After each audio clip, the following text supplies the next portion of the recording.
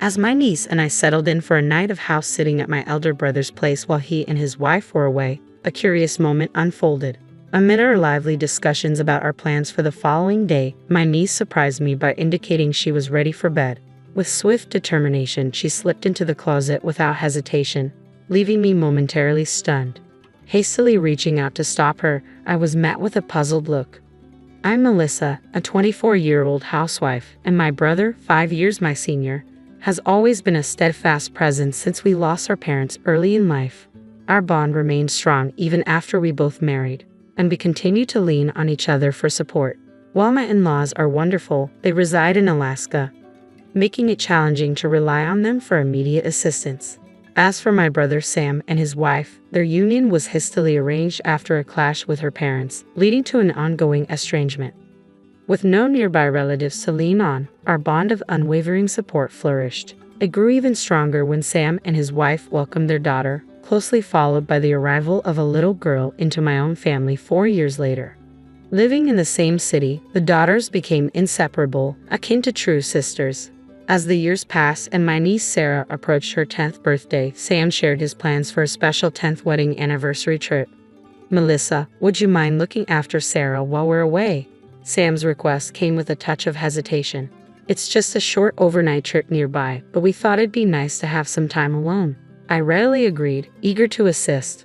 When we discussed logistics and I inquired about picking up Sarah, Sam shook his head, indicating a different plan. It became clear he wanted me to stay over at their house with Sarah, concerned about leaving it unattended for security reasons.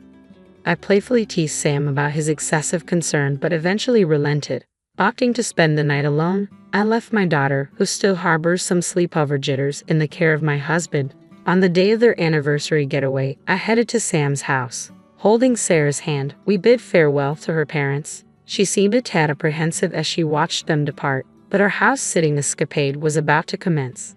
Initially, I had planned to bring my daughter along and have my husband retrieve her at bedtime. However, Sarah adamantly refused, so I abandoned the idea. While I know she enjoys my daughter's company, she remained firm in her decision without offering an explanation. Sensing her disappointment, I'd offered to treat her to a playdate at my house after breakfast the next day, sparking a glimmer of excitement in her eyes. Sarah typically tailors her play to include my daughter, so I brought along some slightly more intricate games and puzzles that adults could also enjoy. As I laid them out, I asked her what she fancied playing. We whiled away the hours engaged in games and cooking dinner together, yet Sarah remained by my side, casting nervous glances around the room. Initially, I attributed her behavior to potential loneliness or lingering nerves from being away from her parents, but even after several hours, her demeanor didn't shift. Concerned, I gently probed if something troubled her, but no matter how many times I inquired, her response remained the same. "No, it's nothing," without divulging further. Sarah's guarded behavior hinted at an unseen apprehension. It wasn't until bedtime approached that I grasped the gravity of her unease. Sarah slipped into her pajamas, a smile adorning her face as she swung open the closet door, and declared her intention to turn in early, planning to head to my house in the morning. To my surprise, nestled within the closet was a bed, its presence catching me off guard. Attempting to make sense of the situation, I watched as Sarah swiftly settled onto the bed, bidding me good night while nudging the door close. My astonishment spilled out in a raised voice. "Wait, Sarah, are you planning to sleep in there?" Her response, delivered with a solemn expression, affirmed her decision. "Yes, but it's okay. I'll keep it slightly ajar. If anything happens, I'll wake up immediately." Concealing my bewilderment, I extended an invitation for Sarah to join me in my own bed. After some hesitation, she relented and joined me. She explained her desire to keep the bed in the closet as a hiding spot. Though perplexed by her reasoning, I reassured her it was perfectly acceptable. With a bright tone, I queried why she felt the need for a hiding spot. After extracting a promise from me not to chuckle, she leaned in and whispered, "The monster might come." At first, one might assume she was just an innocent child, but the tale she spun shattered any semblance of innocence. Sarah trembled, clinging tightly to my arm. "The monster is terrifying and cunning. It only shows up when Daddy's away. If it appears, Mommy has to fend it off, and I must stay hidden in the closet until she succeeds. Mommy always cries during the struggle." Once, I tried to assist her, but the monster's banging on the closet door scared me so much. I wrapped my arms around Sarah, feeling her tremble against me, and sighed deeply. Perhaps this monster was more than a bedtime tale. It felt too real. The revelation of my sister-in-law's affair, discovered in such an unexpected manner, left me adrift. If the supposed monster was indeed her lover, it wouldn't dare approach this house while she was absent. Yet Sarah firmly believed it targeted days when Daddy was away.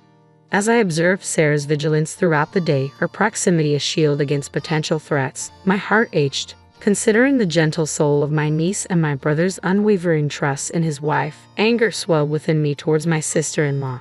But above all, I yearned to offer solace and reassurance to Sarah. I gently clasped Sarah's hand, offering her a reassuring smile. "Don't worry, Auntie's here today. You mentioned the monster is cunning, right? Well, it'll be caught off guard by a stranger like me and won't dare to come near the house. Besides, your mommy, who the monster always targets, is safe with Daddy right now, so it can't harm her." Despite my attempts to ease her anxiety, Sarah remained clouded with worry, unaware of the monster's true identity. With each passing moment, her apprehension grew, fearing an imminent attack. She suggested we seek refuge together in the closet, prompting me to encourage her to share her concerns about the monster. I hoped that by addressing her fears one by one, she would eventually find peace and drift off to sleep. As I listened to Sarah's distressing revelations, I realized I couldn't simply remain idle. Without hesitating, I whisked her out of the house, disregarding her attire, and swiftly drove us home. Upon arrival, I briefed my husband on the situation and coordinated for him and his friends to spend the night at Sam's house. Around 10 p.m., after my husband and his companions had departed, I received a call from Sam inquiring about Sarah's well-being. "Has Sarah already retired for the night? Don't forget to take care of yourself and your family too.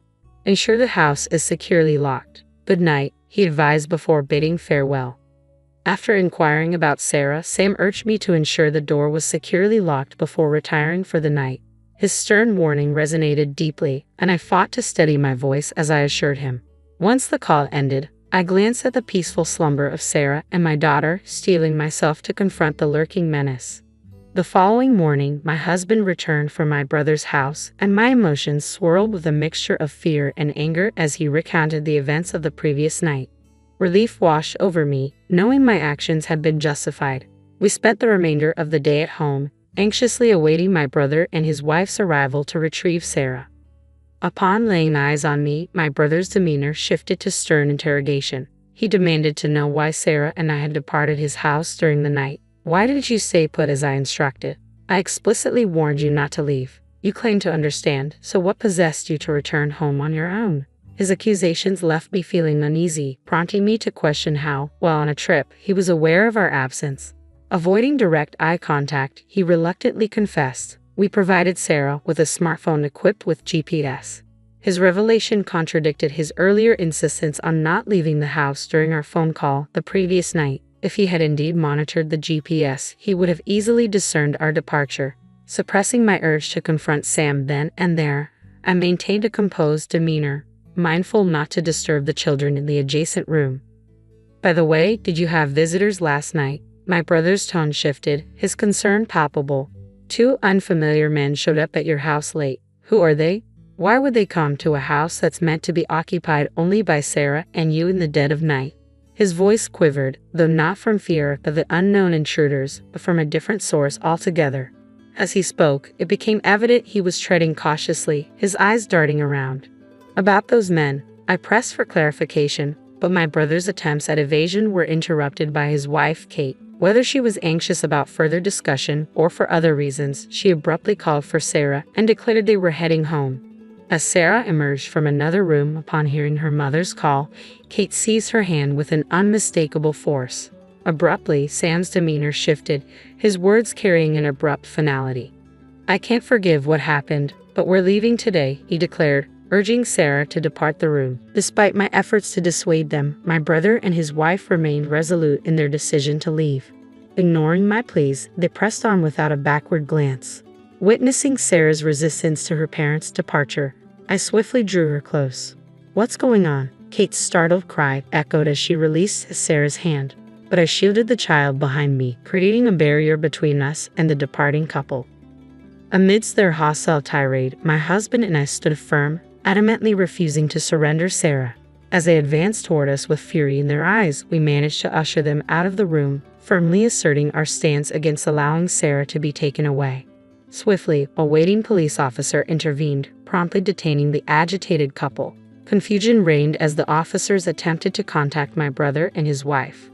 Sam vehemently insisted to the officer that it was we who should be detained, alleging that we had taken Sarah from her home and were holding her against her will.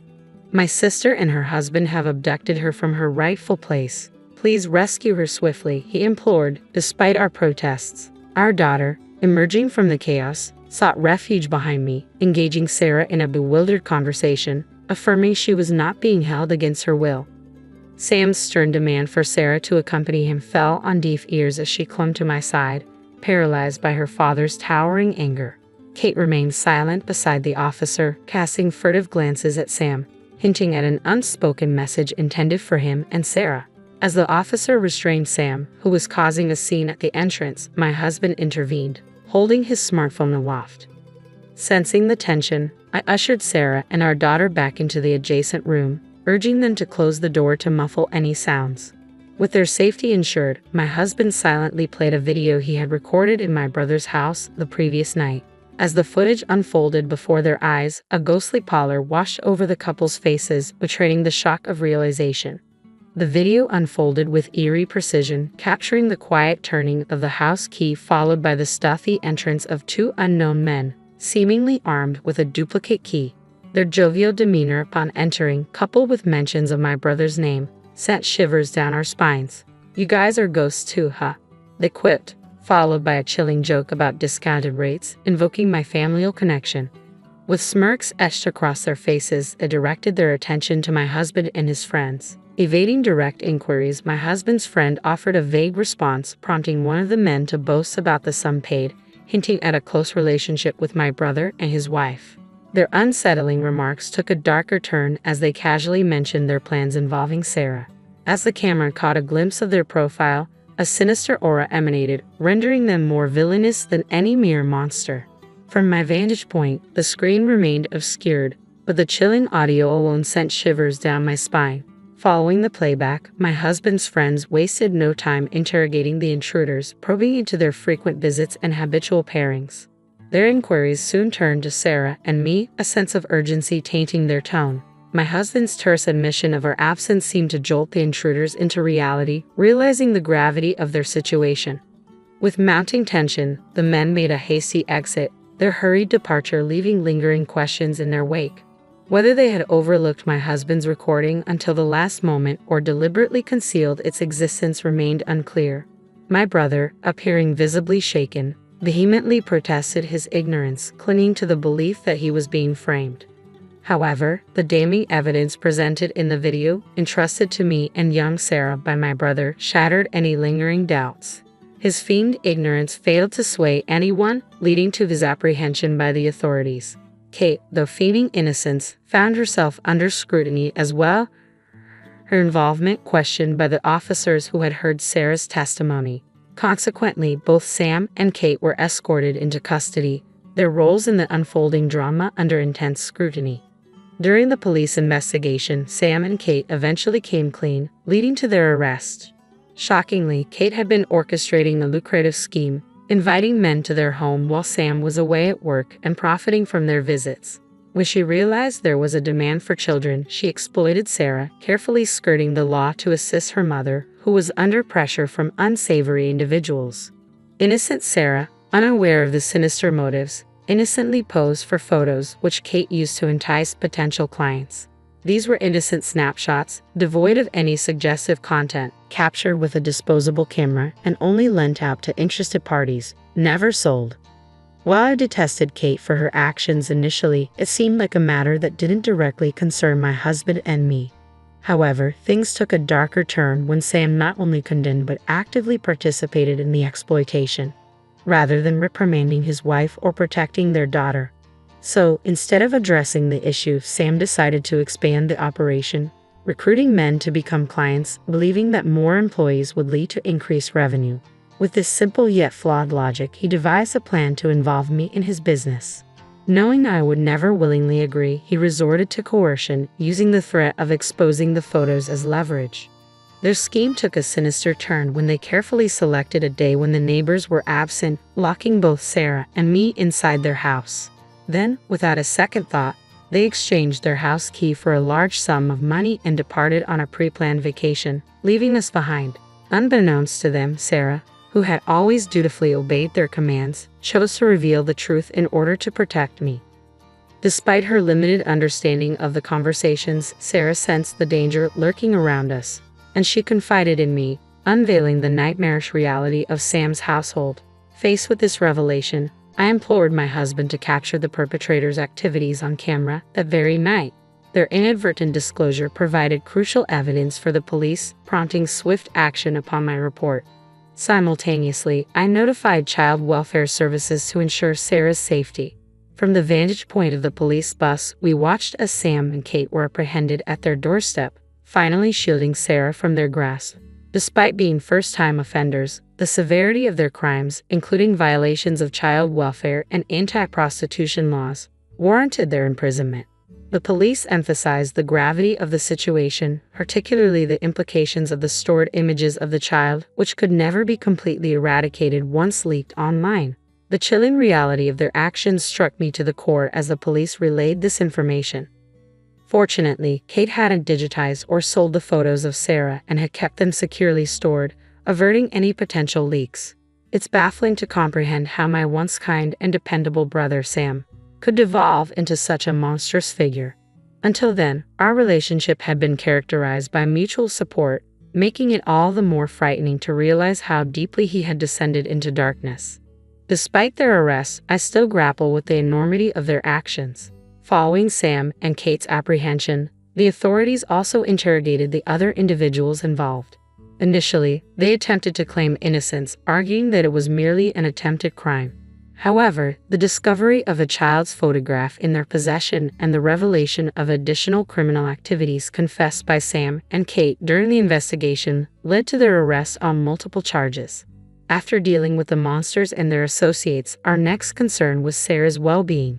With both her parents unfit for guardianship and no family willing to step in, Child Protective Services decided to remove her from their care. While this was a relief, Sam and I faced the harsh reality that neither of us had parental figures, and Kate's family had severed ties. We discovered that if we couldn't find a suitable guardian within Kate's family, Sarah would be placed in foster care. After much deliberation with my husband, we made the decision to adopt her. Sarah held a special place in my heart, and I couldn't bear the thought of parting ways with her. Thankfully, my husband shared my sentiment, and we saw this as an opportunity to start anew in the countryside, closer to my in-laws. Moving to the countryside not only provided Sarah with stability but also allowed my daughter to spend more time with her grandparents, whom she adored. She was thrilled to have Sarah as her older sister, fulfilling her long-standing wish. Free from the clutches of her parents, Sarah quickly adapted to her new role and environment, embracing a life filled with peace and happiness. Growing up, I always knew I was second best. My name is Isabella, though everyone calls me Bella, and I'm the younger daughter in what appeared to be your typical middle-class family. My sister Catherine, Katie for short, was the golden child. 3 years older than me, she was blessed with naturally blonde hair that seemed to catch the sunlight just right in every photo. Mom never missed an opportunity to capture her perfect angel for the family album or social media. I wasn't ugly by any means. I had my own kind of pretty, dark hair, hazel eyes, and what my aunt called an interesting face. But in our house, interesting wasn't enough. Katie was the standard, and I was, well, just there. The favoritism wasn't subtle. When Katie needed new clothes, we'd spend entire weekends at the mall. When I needed something? We'll see next month, sweetie. Katie got the bigger bedroom because she needed space for her studying. She got a car for her 16th birthday. I got a watch for mine, not even a particularly nice one. The real kicker came during our respective high school graduations. When Katie graduated, our parents threw this massive party. Dad proudly announced they'd be paying for her college education. She was going to study to become a bank manager, following in his footsteps. Everyone toasted to her bright future. 3 years later, I graduated with even better grades than Katie had. I still remember sitting at our kitchen table, college acceptance letters spread out in front of me, watching my parents exchange uncomfortable glances.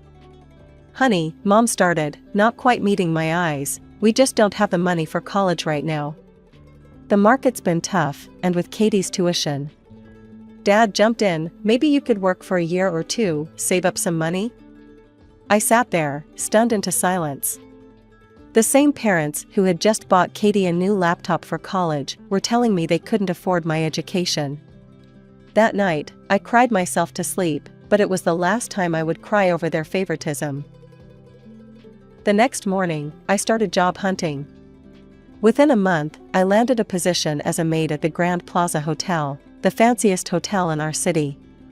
While Katie moved back home after college graduation, to save money, she said, I moved into a tiny studio apartment across town.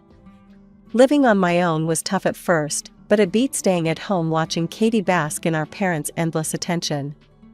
My apartment might have been basic, but it was mine.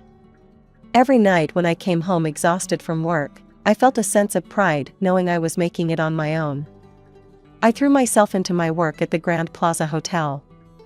While some of the other maids complained about the demanding guests and endless rooms to clean, I saw every task as an opportunity to learn the hotel business from the ground up. "Bella, you're the only one who consistently gets perfect room inspection scores," Mrs. Rodriguez, the head housekeeper, told me after just 3 months. "How do you do it?"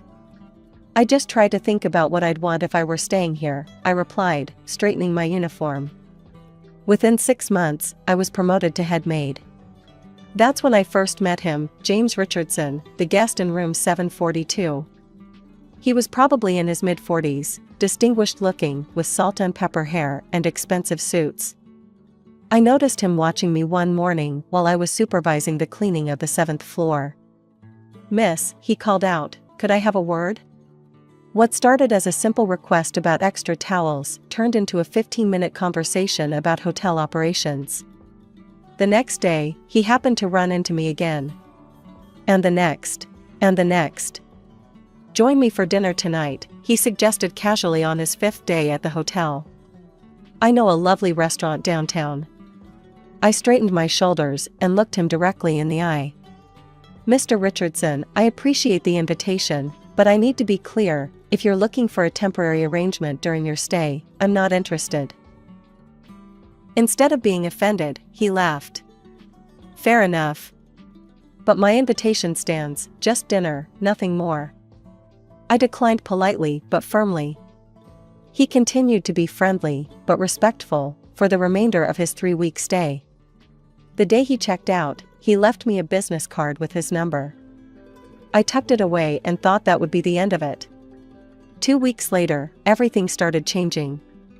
First, I was called to the hotel manager's office and offered a position at the front desk, a significant promotion. Before I could get used to my new role, I was promoted to head of the registration team. A few weeks after that, I became assistant manager of the front office. Within 2 months of Mr. Richardson's departure, I found myself as the manager of the entire front office. The speed of my advancement made my head spin. While I knew I was good at my job, this seemed almost too good to be true. The whispers started soon after. "She must be sleeping with Mr. Blackwood," I overheard one of the receptionists telling another, referring to our hotel owner. "Did you see how fast she moved up? Nobody gets promoted that quickly without, you know." I tried to ignore the gossip, but it stung. I'd worked hard for every promotion, stayed late, learned every aspect of the operation. Yet people assumed I'd slept my way to the top. The truth was, I'd barely even met Mr. Blackwood, let alone had an affair with him.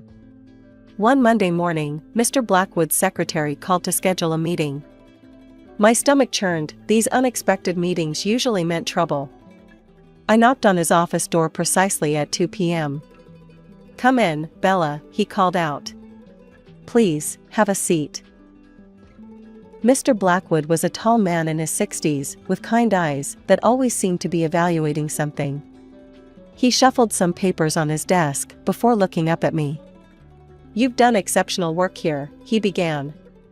But there's something we need to discuss. Your position as front office manager typically requires a college degree in hospitality management or a related field. My heart sank. Here it was, they'd finally realized I wasn't qualified for the job. I think it's time for you to go to college, Bella. I blinked, confused. I'm sorry? The hotel will work with your schedule, of course. We want you to get your degree while maintaining your position here. My mind was spinning. This wasn't at all what I'd expected. I don't know what to say, I stammered. Thank you, but why? He smiled, reaching into his desk drawer. You know, I don't often take advice about personnel decisions from outside sources, but in your case, a good friend insisted I pay attention. He pulled out a business card and slid it across the desk. If you're curious about why your career has taken such an interesting trajectory lately, give this number a call. I picked up the card, and my breath caught. It was the same number Mr. Richardson had given me months ago. That evening, sitting in my apartment, I stared at the card for a full hour before finally picking up my phone. My hands were shaking as I dialed. I was wondering when you'd call, that familiar voice answered on the second ring.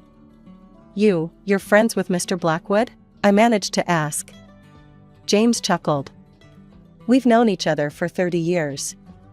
When I spot talent, he trusts my judgment. So all these promotions were entirely earned, he cut in firmly. I simply suggested he pay attention to your potential. Everything you achieved, you did on your own merit. We talked for hours that night. He explained how he'd watched me work during his stay, impressed by my attention to detail and natural leadership abilities. He'd seen something in me that reminded him of himself when he was younger, that drive to prove yourself against all odds. 2 days later, we had dinner at that same restaurant he'd first invited me to months ago. This time, I said yes. I enrolled in college the following week, majoring in hotel and restaurant management. James supported me every step of the way, not just emotionally but practically, helping me study, sharing his business experience, teaching me things no textbook could cover. Our relationship deepened naturally. There was no grand romantic gesture, no dramatic moment when everything changed. We simply grew closer day by day, until being together felt as natural as breathing. Move in with me, he said one evening, 6 months after that first phone call. We were sitting on his penthouse balcony, looking out over the city lights. A month later, we were married in a small but elegant ceremony, and I moved from my tiny studio into his luxurious penthouse apartment. Girl, you hit the jackpot, my friend Sarah exclaimed over coffee one afternoon. Successful, handsome, and actually nice? Those kinds of men aren't supposed to exist. I laughed, but she wasn't wrong. James was everything I could have hoped for in a husband. He supported my education, celebrated my career achievements, and made me feel valued, something I'd never experienced growing up. My newfound happiness made family gatherings interesting, to say the least. Katie, who had always been the star of the show, was struggling to keep a man interested for more than a few weeks. Her career at the bank was going well, she'd made it to assistant manager, but her personal life was a mess. I'd catch her staring at James and me during holiday dinners, her eyes filled with barely concealed envy. The same sister who used to ignore me unless she needed something now couldn't stop watching my every move. Did you see how Katie was looking at your ring all through Christmas dinner? James asked me afterward. I thought she was going to drill a hole through it with her eyes. She's always been used to having the best of everything, I sighed. I don't think she knows how to handle not being the center of attention anymore. The situation got more awkward when my parents started their campaign to get Katie married off. Mom would corner me at every family gathering. Sweetie, she'd say in that syrupy voice she used when she wanted something, surely James must have some nice friends? Single ones? Katie's not getting any younger, you know. Dad was more direct, your sister deserves someone successful, like James. You should help her out, it's what family does. The irony wasn't lost on me. The same parents who couldn't find money for my education were now trying to use my connections to benefit their favorite daughter. James must know lots of eligible businessmen, Katie herself finally said one day, cornering me in the kitchen during Easter dinner. Why haven't you introduced me to any of them? I looked at my sister, really looked at her. The perfect blonde hair was still there, but her eyes held a desperate edge I'd never seen before. Maybe because I don't want to be responsible for someone else's love life, I replied carefully.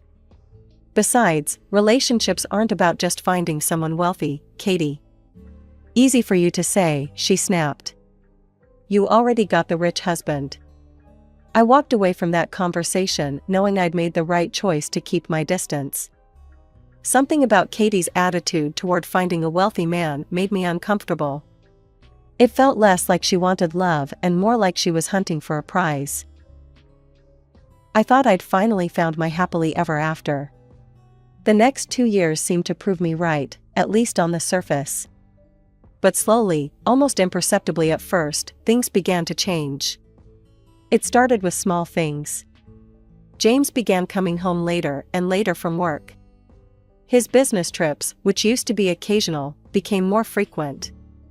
At first, I made excuses for him in my head. He was busy, the company needed him, this was just a temporary phase. Sorry, darling, emergency board meeting, he'd text, missing another dinner I'd prepared. This trip might take 2 weeks instead of 1, he'd say, barely looking up from his phone. Our home felt emptier with each passing day. The sound of my heels echoing through our penthouse apartment became a lonely reminder of how much time I spent there alone. Finally, one evening, I decided enough was enough. I waited up for him, determined to have a real conversation about what was happening to us. James, we need to talk, I said when he walked in at 11 p.m. He looked at me with an expression I'd never seen before, cold, distant, almost annoyed. Yes, we do. What happened next felt like a scene from someone else's life, not mine. I want a divorce, he said flatly, as if he were discussing the weather. I don't love you anymore. Actually, I'm not sure I ever did. I felt like I'd been punched in the stomach. What? James, if something's wrong, we can work on it. There's nothing to work on, Bella. It's over. My lawyer will be in touch. Everything moved at warp speed after that. Within days, I was served divorce papers. The prenuptial agreement I'd signed, the one I'd thought was just a formality, meant I had no claim to anything. Not the apartment, not his money, not even the furniture we'd picked out together. In a daze, I packed my clothes and personal items into 3 suitcases. With nowhere else to go, I called my parents. Mom, Dad, I need to stay with you for a little while, I said, trying to keep my voice from breaking. Just until I figure things out. The silence on the other end should have told me everything. Oh, honey, Mom's voice dripped with false sympathy, we're in the middle of renovations right now. The guest room is completely torn apart. I could sleep on the couch, I suggested. Well, you see, Dad jumped in, we're having the living room painted too. And you know how small this house is. They had excuse after excuse, each one more transparent than the last. What hurt most was the barely concealed satisfaction in their voices. They were actually happy about my fall from grace. I found a small apartment across town and tried to throw myself into my work. But suddenly, nothing was going right there either. Every report I submitted came back with corrections. Every decision I made was questioned. Finally, Mr. Blackwood called me into his office. The same man who had championed my career now couldn't quite meet my eyes. Bella, he said, shuffling papers on his desk, perhaps it would be best if you considered other opportunities. We'd be happy to provide a reference. Depression hit me hard after losing everything. For a month, I barely left my bed. The silence from my family was deafening, not a single call, not even a text to check if I was alive. Thank God for Sarah. Get up, she demanded one morning, barging into my apartment with coffee and bagels. This isn't the Bella I know. The Bella you knew had a life, I mumbled into my pillow. No, she yanked my curtains open, the Bella I know is a fighter. The one who started as a maid and worked her way up to management. The one who put herself through college while working full-time. That Bella's still in there somewhere. Thank goodness I'd always been careful with money. Even with the prenup, I had my own savings from years of working and living below my means. James had taught me one useful thing, at least, always have a backup plan. One sleepless night, staring at my ceiling, it hit me. I knew the hotel business inside and out. I'd done every job from cleaning toilets to managing the front office. I knew what worked, what didn't, and most importantly, what guests really wanted. I'm going to open my own hotel, I told Sarah over breakfast the next morning. She nearly choked on her coffee. That's ambitious. I've got savings for startup costs, but I'll need investors, I said, already making lists on my phone. And I know exactly what kind of hotel I want to create. I threw myself into research, created a detailed business plan, and started networking. At a charity event for emerging entrepreneurs, I met 2 investors who loved my vision for a boutique hotel that would combine luxury with personal attention.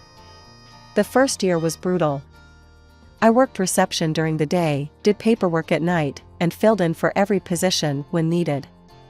Once, I spent 3 days doing housekeeping when my maid got the flu. But every exhausting moment felt different than before. This time, I was building something for myself. Slowly but surely, the hotel began to succeed. Word spread about our personalized service and attention to detail. By year 3, we were turning a profit. By year 5, I had paid back my investors in full, and the hotel was entirely mine. During all this time, my family remained silent. They'd cut me out of their lives so completely, it was as if I'd never existed. No more holiday invitations, no family gatherings, nothing.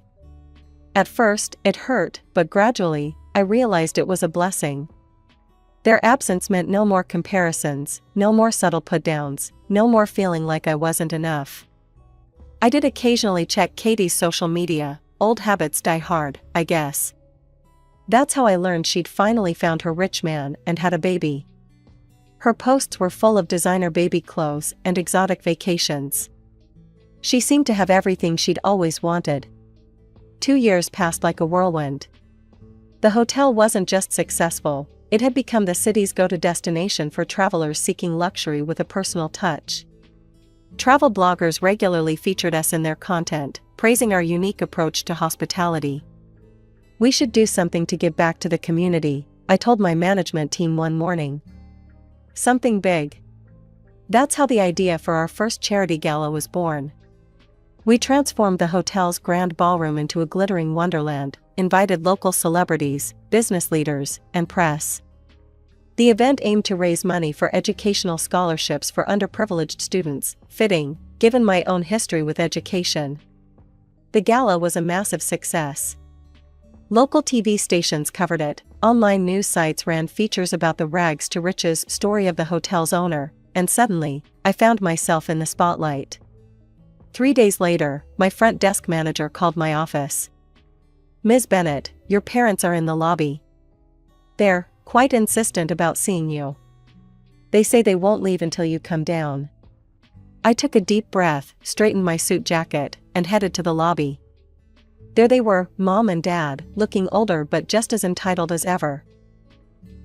"Bella," Mom rushed forward for a hug I deftly avoided. "Why are you here?" I asked coldly. "Can't parents want to reconnect with their daughter?" Dad tried to sound hurt.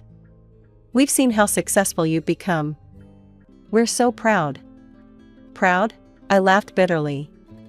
"You weren't proud when I needed a place to stay after my divorce. You weren't proud during the 7 years you didn't bother to call." "Water under the bridge," Mom waved her hand dismissively. "Family should stick together in hard times. Speaking of which," her voice dropped to a conspiratorial whisper, "Katie's going through such a difficult period. Her boyfriend left her, and now she's all alone with the baby. He won't pay any child support. Surely you could help your sister out." Perhaps it was morbid curiosity, or maybe just a desire for closure, but something made me ask, "How exactly do you expect me to help Katie?" Mom's eyes lit up, thinking she'd found an opening. "You could talk to her baby's father. Make him understand he needs to support his child. I couldn't help but laugh. And why would this man listen to me? I don't even know him. Don't be coy, Bella, Dad snapped. Of course you know James. He was your husband, after all. The world stopped spinning for a moment. The pieces of the puzzle suddenly clicked into place with sickening clarity.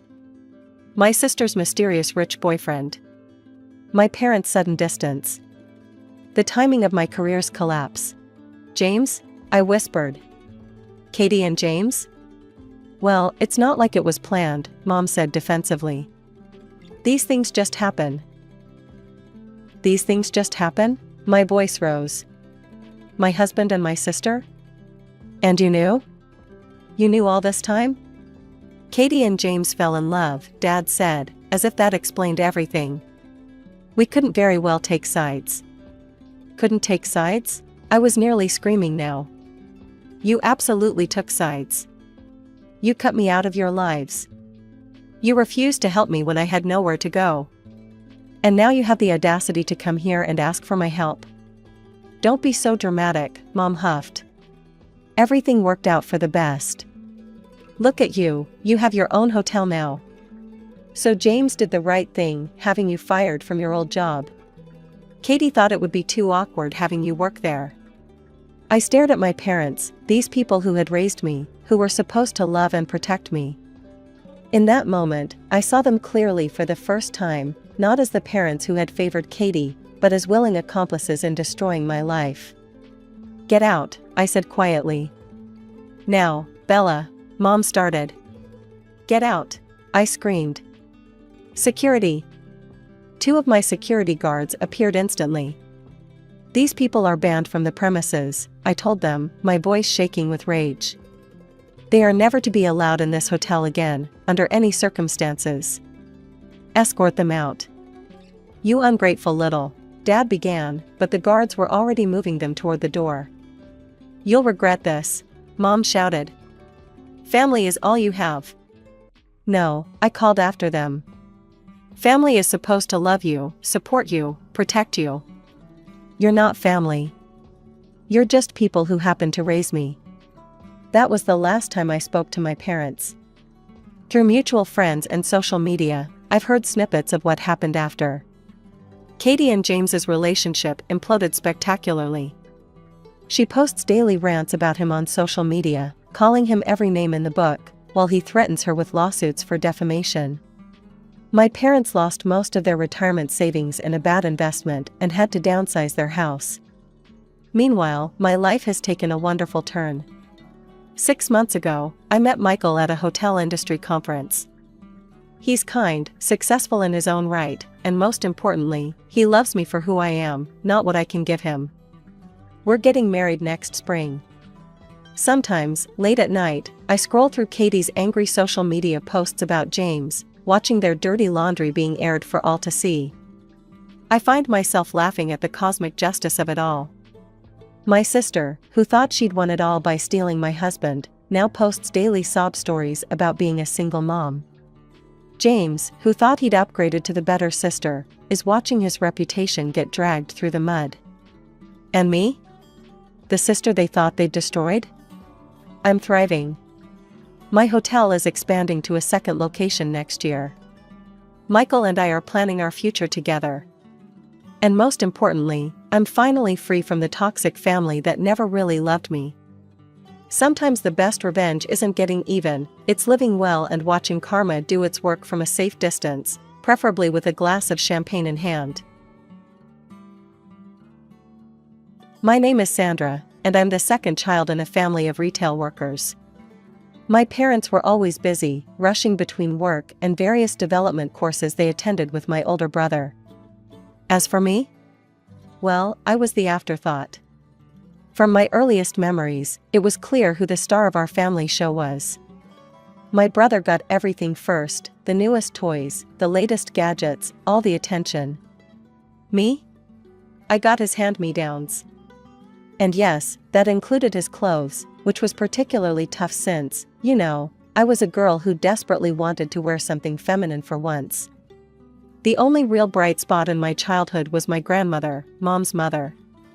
She was my saving grace, picking me up from school every day and taking me to her house. Unlike my parents, who were always too busy with my brother's activities, Grandma actually cared about my life.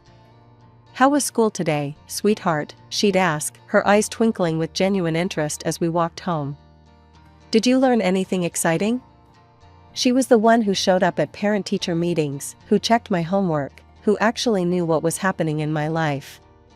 While my parents were busy playing Monopoly with my brother, their favorite family activity that somehow never included me, I'd be sent off to watch cartoons alone. "Sandra, honey, why don't you go watch TV?" Mom would say whenever I tried to join their game.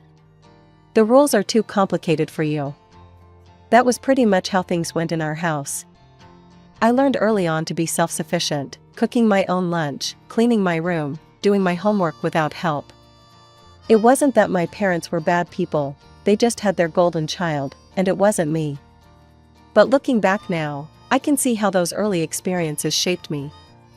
While they were grooming my brother to be their future business prodigy, I was developing independence and self-reliance.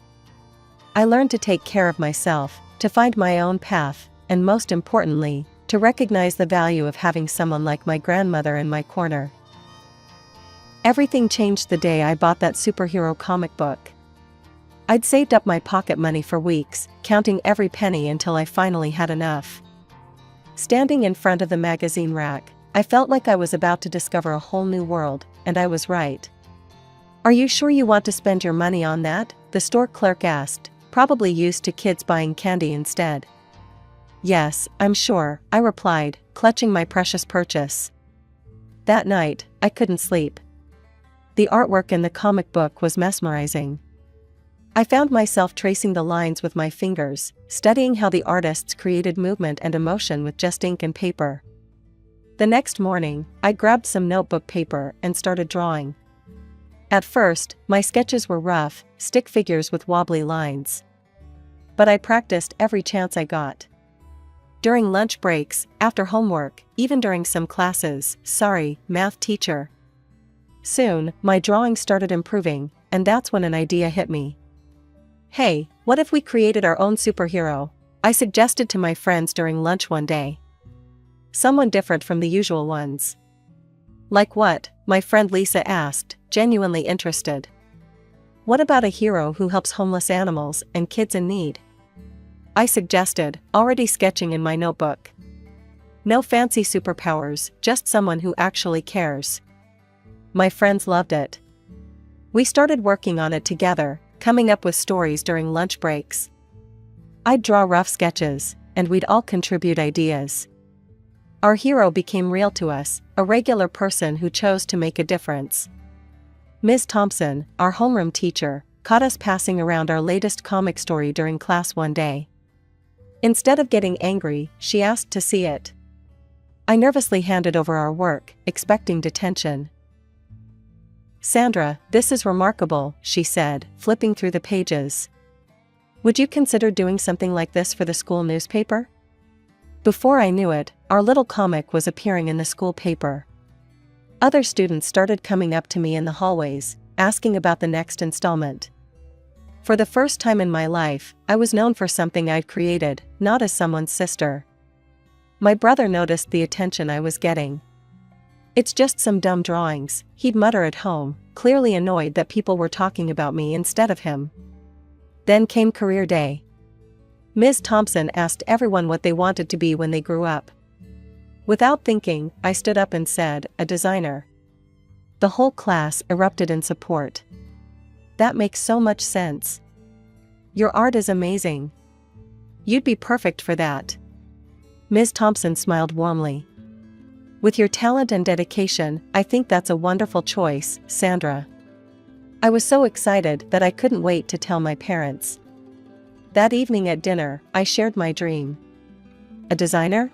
Mom laughed, exchanging looks with Dad. "Honey, that's not a real career path. If you want to be successful," Dad added, "you need to think like an entrepreneur. Look at your brother, he already understands business principles."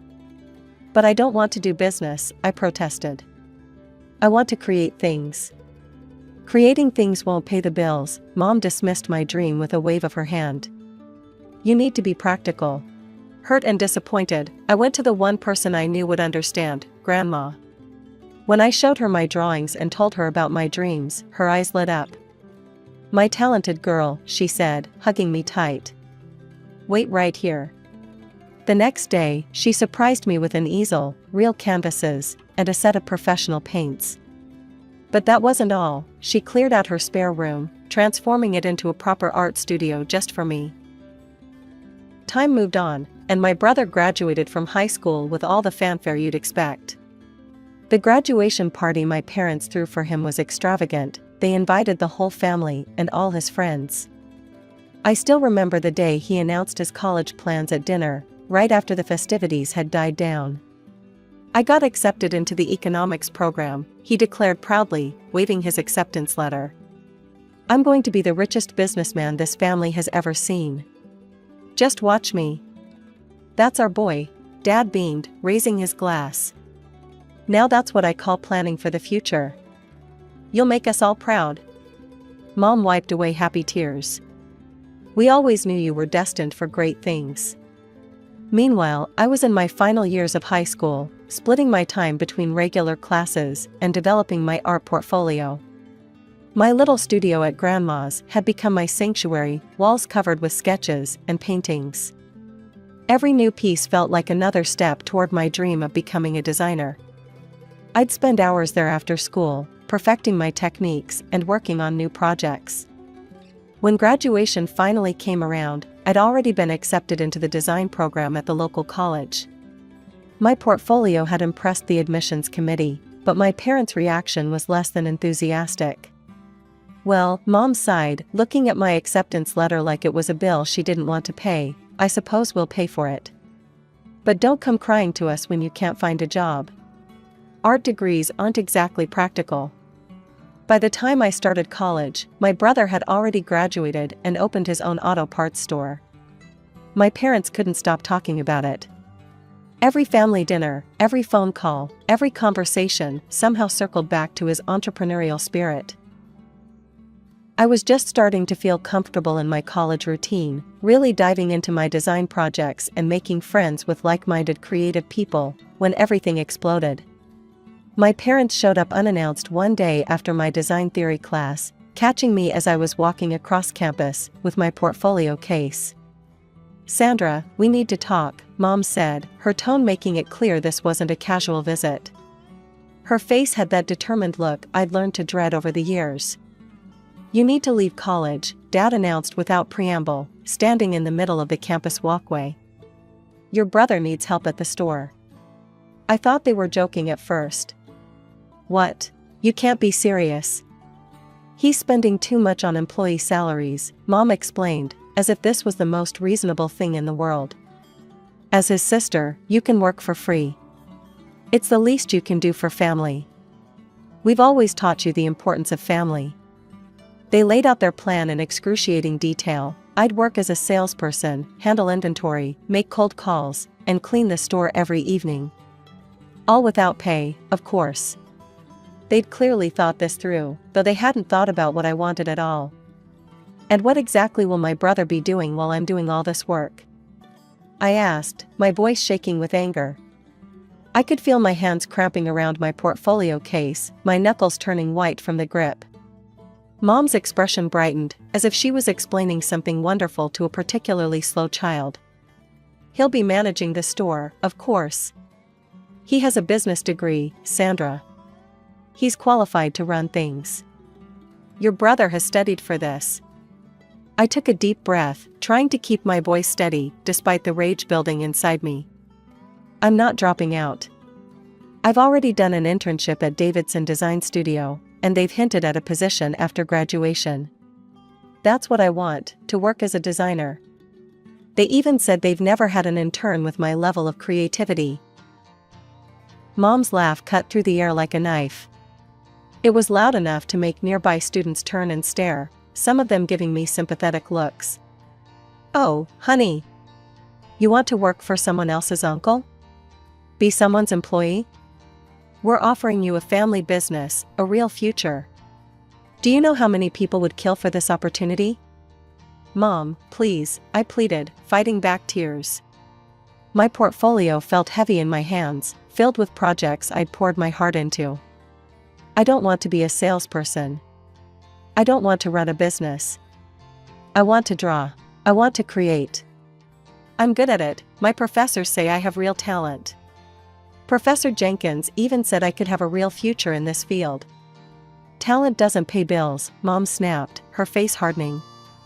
But since you're being stubborn about this. She straightened her jacket and turned to Dad. We're going to the administration office right now. We'll tell them you're no longer a student here and that we're withdrawing our tuition payment. My heart stopped. The world seemed to tilt sideways. Mom, Dad, please don't do this. Please just listen to me for once. This is my future we're talking about. There's nothing to discuss, Mom said coldly. You either come work at the store, or we stop paying for this hobby of yours. It's time you grew up and faced reality. Through my tears, I watched my parents' figures getting smaller as they walked away, heading to dismantle my future. The autumn leaves swirled around them as they disappeared into the building. 45 minutes later, they emerged, looking pleased with themselves. They spotted me still sitting on the bench and walked over, triumphant smiles on their faces. Well, that's taken care of, Mom announced brightly. We've signed the withdrawal papers and canceled the tuition payments. You're officially no longer a student here starting next semester.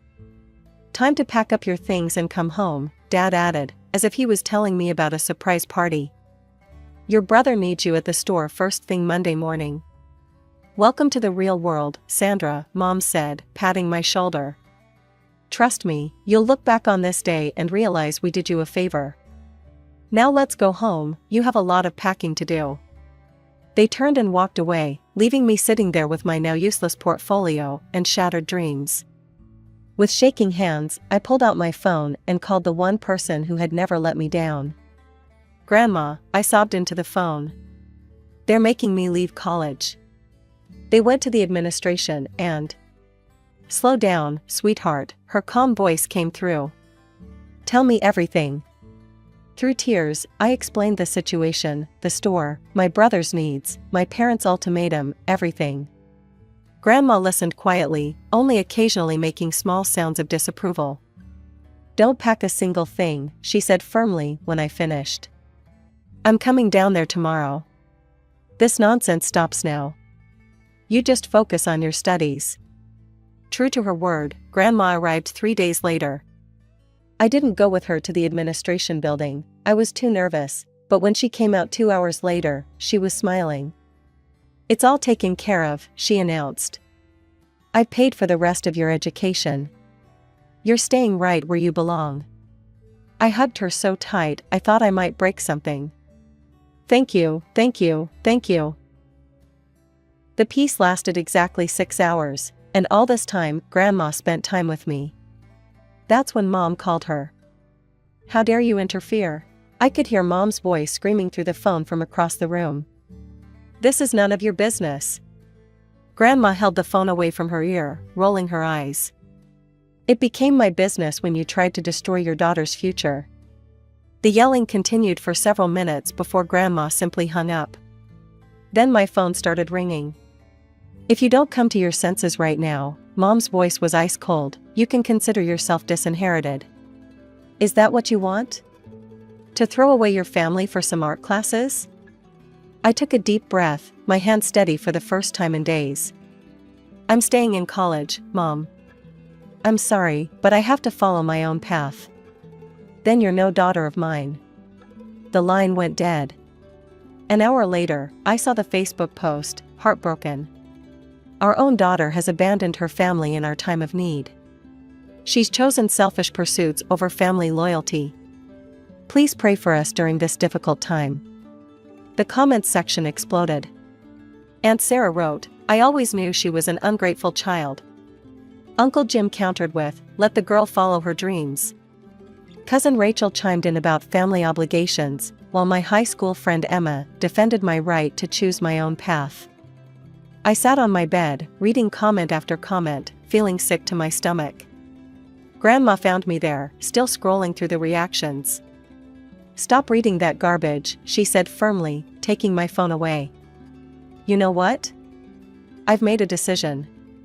I'm changing my will, everything I have is going to you." I looked up, startled. "Grandma, no, you don't have to." "Yes, I do," she interrupted. "I've watched your parents and brother long enough. They'd burn through my life savings in a month on another half-baked business scheme. But you," she cupped my face in her hands, "you have real talent and drive. You'll make something of yourself." Life has a funny way of proving people right or wrong. I was deep into my final year of college when Grandma called with the news about my brother's store. "It's closing down," she said, trying to keep the "I told you so" out of her voice. "Your brother couldn't make the numbers work." "What happened?" I asked, though I already had a pretty good idea. "Same old story, more money going out than coming in. But here's the kicker." She paused for dramatic effect. "He's already got another brilliant business idea." Sure enough, a week later, my brother's Facebook status lit up with excitement, proud to announce my newest venture. Opening Ink Master Studios with my buddy Mike. Best tattoo parlor in town, coming soon. Entrepreneur, business owner, success. I couldn't help but notice he'd used the artist emoji when he'd always mocked my artistic pursuits. Grandma kept me updated on the family drama. "Your parents took out another loan against what's left of their equity," she told me during one of our weekly dinners. "They're funding this tattoo parlor scheme now. Second mortgage, if you can believe it." The tattoo parlor started off with a big grand opening party. My brother posted daily photos of their luxury space, way too big for a starter business, but he always did think bigger was better. Their social media was full of professional-looking photos of the expensive furniture and top-of-the-line equipment. But then the posts started changing. More and more of them featured free tattoos for influencers and promotional work. Especially, as Grandma noted with a snort, for pretty girls who caught my brother's or Mike's eye. It took exactly 1 year for the tattoo parlor to go under. Too much overhead, too many freebies, not enough paying customers. The going out of business sign went up without any social media fanfare. Meanwhile, my life was taking a very different direction.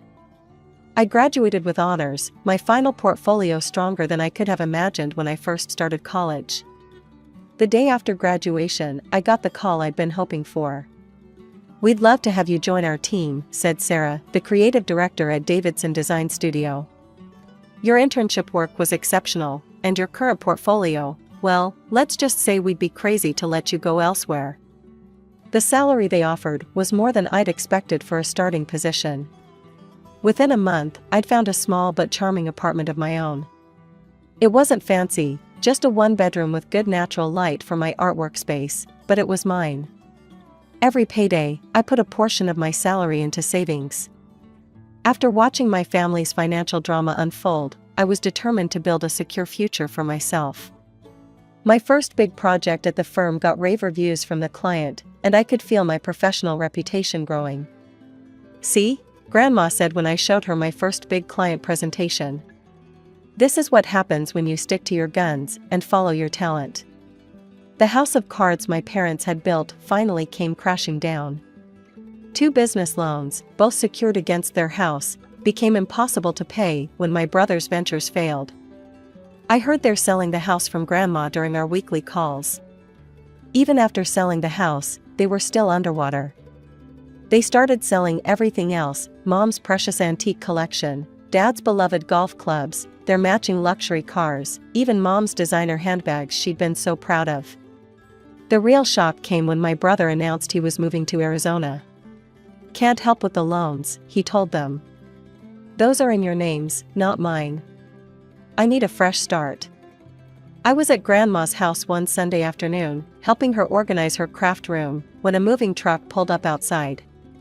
Through the window, I watched in disbelief as my parents climbed out of their now ancient Toyota, the only vehicle they had left.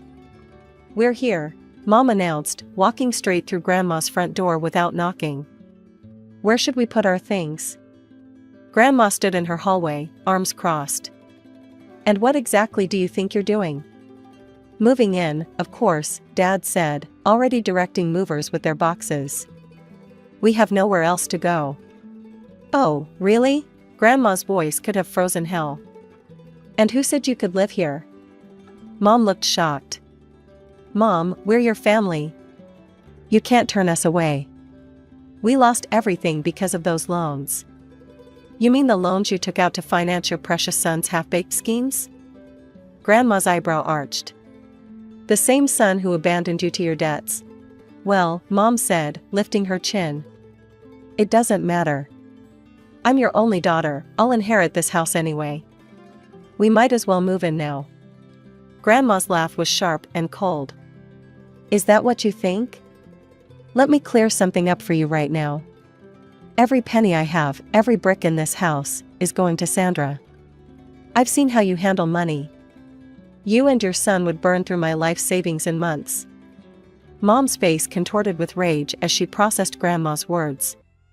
Then she turned on me, her finger pointing accusingly. You, she spat. You planned this all along, didn't you? Turning my own mother against me, stealing my inheritance like a common thief. I stood there, feeling strangely calm in the face of her fury. Years ago, this would have reduced me to tears, but not anymore. Mom, you need to leave. Leave, she shrieked. Listen to you. Acting like you own this place already.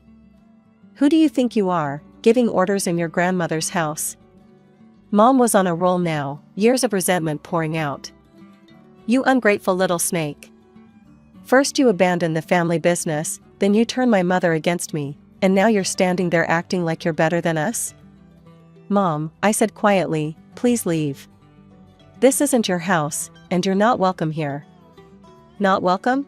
She laughed hysterically. I'm her daughter, her only daughter, and you're just...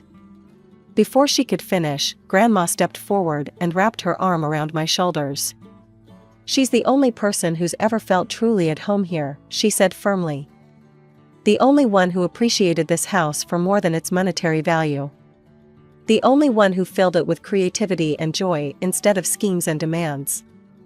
Now, both of you, get out of my house. And take your boxes with you. They left, but not quietly. Mom cursed and ranted all the way down the driveway, while Dad tried to negotiate until the very end. Through it all, Grandma and I stood in the doorway, watching them load their boxes back into the truck. That was 3 years ago. Life has moved forward, as it tends to do. I'm still at Davidson Design Studio, where I've been promoted to lead designer on several major accounts. My latest project, rebranding a national coffee chain, just won an industry award. I haven't spoken to my parents or my brother since that day at Grandma's house. Sometimes I see posts from my brother on social media. He's always starting some new venture, always claiming this one will be his big break. My parents, I hear through family gossip, are living in a small apartment on the other side of town. But Grandma and I have only grown closer. Last month, I used some of my savings to help renovate her house. I designed everything myself, new color schemes, custom artwork for the walls, even some unique furniture pieces I commissioned from local artisans. Grandma loves showing it off to her friends. My granddaughter did all this, she tells everyone who visits. She designed everything herself. Didn't she do a wonderful job? Sometimes, when she's hosting her bridge club or her garden society meetings, I sit in the kitchen, the same kitchen where I used to do my homework after school, and listen to her proudly giving tours. It makes me smile every time. Yesterday, as we sat on her newly redesigned back porch, drinking tea and watching the sunset, she turned to me with a twinkle in her eye. You know what the best investment I ever made was? She asked. What's that? Paying for your college education, she said, squeezing my hand. Some people invest in stocks or real estate. I invested in your dreams. And look how well that turned out. I couldn't argue with that. Looking around at the beautiful space we'd created together, I felt completely at peace with all my choices. My father, David, worked as a train driver, and my mother, Sarah, was an office secretary. They already had my brother Michael, their pride and joy, who was 5 years old when Mom found out she was pregnant with me. She discovered it late, when I was already moving inside her. They didn't want another child, one was enough, they said. We should get rid of it, I overheard Mom telling Dad one night when I was around 6, recounting the story to him for what must have been the 100th time. But those damn doctors said it would be risky for my health. We had no choice. I was that sickly kid, constantly battling one thing or another. Colds, flu, ear infections, you name it. Mom had to take so much time off work to stay home with me that she eventually lost her job. I remember the day she got fired. She came home, looked at me with such disdain, and said, "Well, Amber, I hope you're happy now." The only bright spot in those early years was my grandmother, my father's mother. While Mom would barely touch me when I was sick, Grandma would sweep into our house like a warm breeze, bringing soup and kisses, even when I was contagious.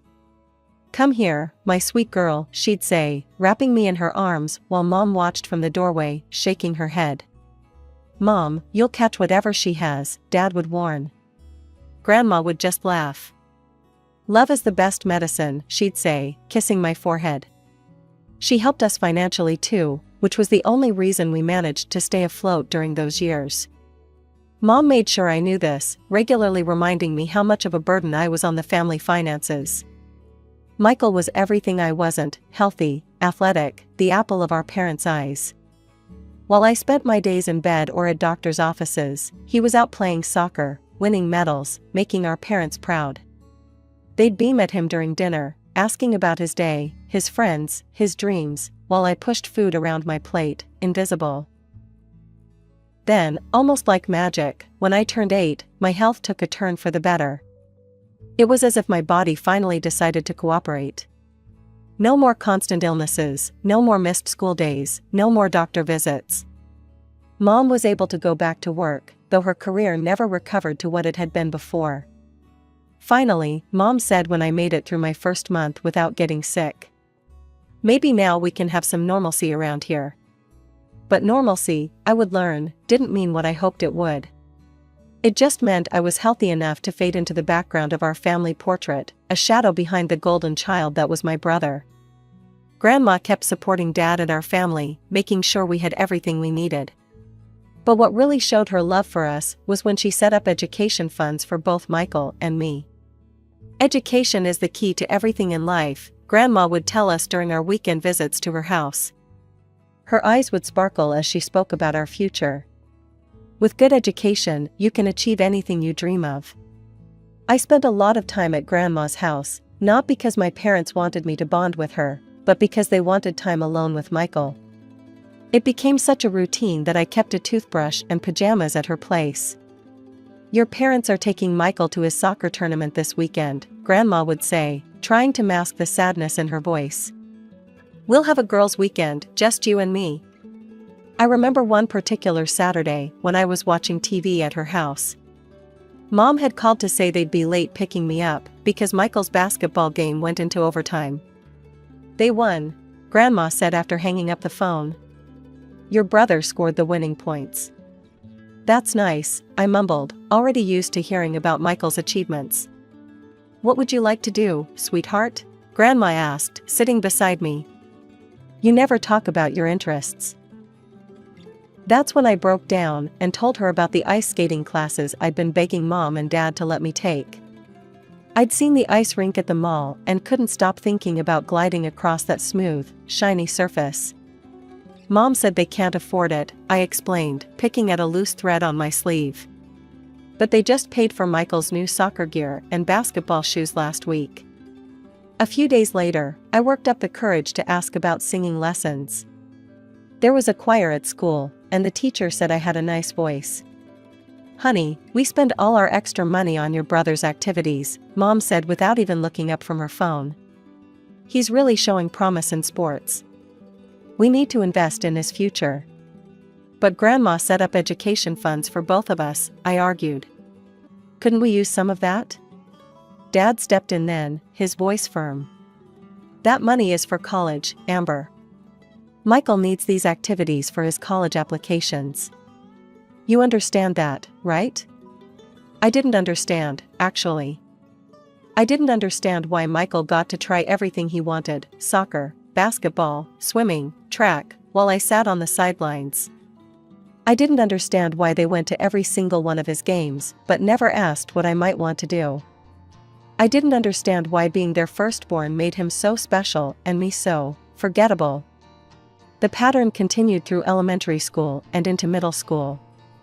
Every time there was a choice between Michael's activities and anything I wanted to do, Michael won. They'd sit in the bleachers cheering at his games, posting proud parent moments on social media, while I did my homework alone at Grandma's house. When Michael got accepted into the most expensive college in the next state, our parents couldn't have been prouder. Money wasn't even a question, they'd make it work, they said. After all, this was their son's future we were talking about. We're so blessed to have such a brilliant boy, Mom gushed during his send-off party. He's going to do amazing things. I stood in the corner, holding a plate of cake I didn't want to eat, watching them fawn over him. Dad had his arm around Michael's shoulders, both of them grinning as Mom took photos for Facebook. Then came the weekend visits. Every other weekend, like clockwork, they'd pack their bags and drive 6 hours to see him. I was never invited. So I'd stay at Grandma's house, scrolling through my phone, watching their weekend adventures unfold on social media. Photo after photo, video after video, Mom, Dad, and Michael at restaurants, at football games, exploring the city together. They looked so happy, so complete. A perfect family of 3. The captions were what hurt the most. Weekend with our pride and joy. Best son ever. Making memories with the light of our lives. Family time with our only hope for the future. Finally, after months of this, I couldn't take it anymore. They were packing for another weekend trip to see Michael when I confronted them. Why do you pretend I don't exist? I asked, my voice shaking. You never mention me in your posts. You never take me with you. It's like you wish I wasn't here. Mom barely looked up from her suitcase. There you go again, always complaining. I'm not complaining, I'm just. You should be grateful you're even here, she cut me off, her voice sharp. Or did you forget I wanted to have an abortion? The words hit me like a slap. Dad just stood there, checking his phone, as if Mom hadn't just said something incredibly cruel to their daughter. That's when it finally clicked. All these years, I'd been trying to find some deeper explanation for why they treated me the way they did. Maybe they were stressed about money. Maybe they were overwhelmed with 2 kids. Maybe they just didn't know how to show love to both children equally. But no. It was much simpler than that. They just didn't like me. They didn't want me. They never had, and they never would. I was the child they were forced to have, the one who ruined their perfect family of 3, the mistake they had to live with. Standing there in our living room, watching them pack for another weekend with their only child, because that's how they saw it, I felt something inside me break. But it wasn't the shattering pain I'd expected. Instead, it was like a chain snapping, freeing me from the desperate need to win their love. Michael's 20th birthday was a big production, like everything else in his life. Mom and Dad not only drove to his college town, but they also arranged to bring along his best friends from high school. They rented out an entire restaurant and planned a huge surprise party. You'll stay at Grandma's that weekend, Mom informed me, not even pretending it was a question. We'll be too busy with the party arrangements.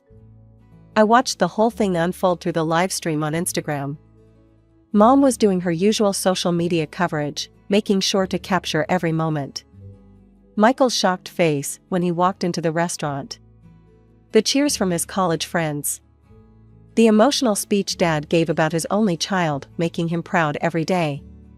But something was different this time as I sat on Grandma's couch, watching it all on my phone. The familiar ache in my chest wasn't there anymore. Would you like me to turn it off? Grandma asked, noticing me watching the stream. No, I replied, surprising both of us. I'm actually okay. And I was. Somewhere along the line, the pain of being forgotten had dulled into acceptance. I still had Grandma, who showed me what real love felt like. She didn't need social media posts to prove she cared about me, she just did.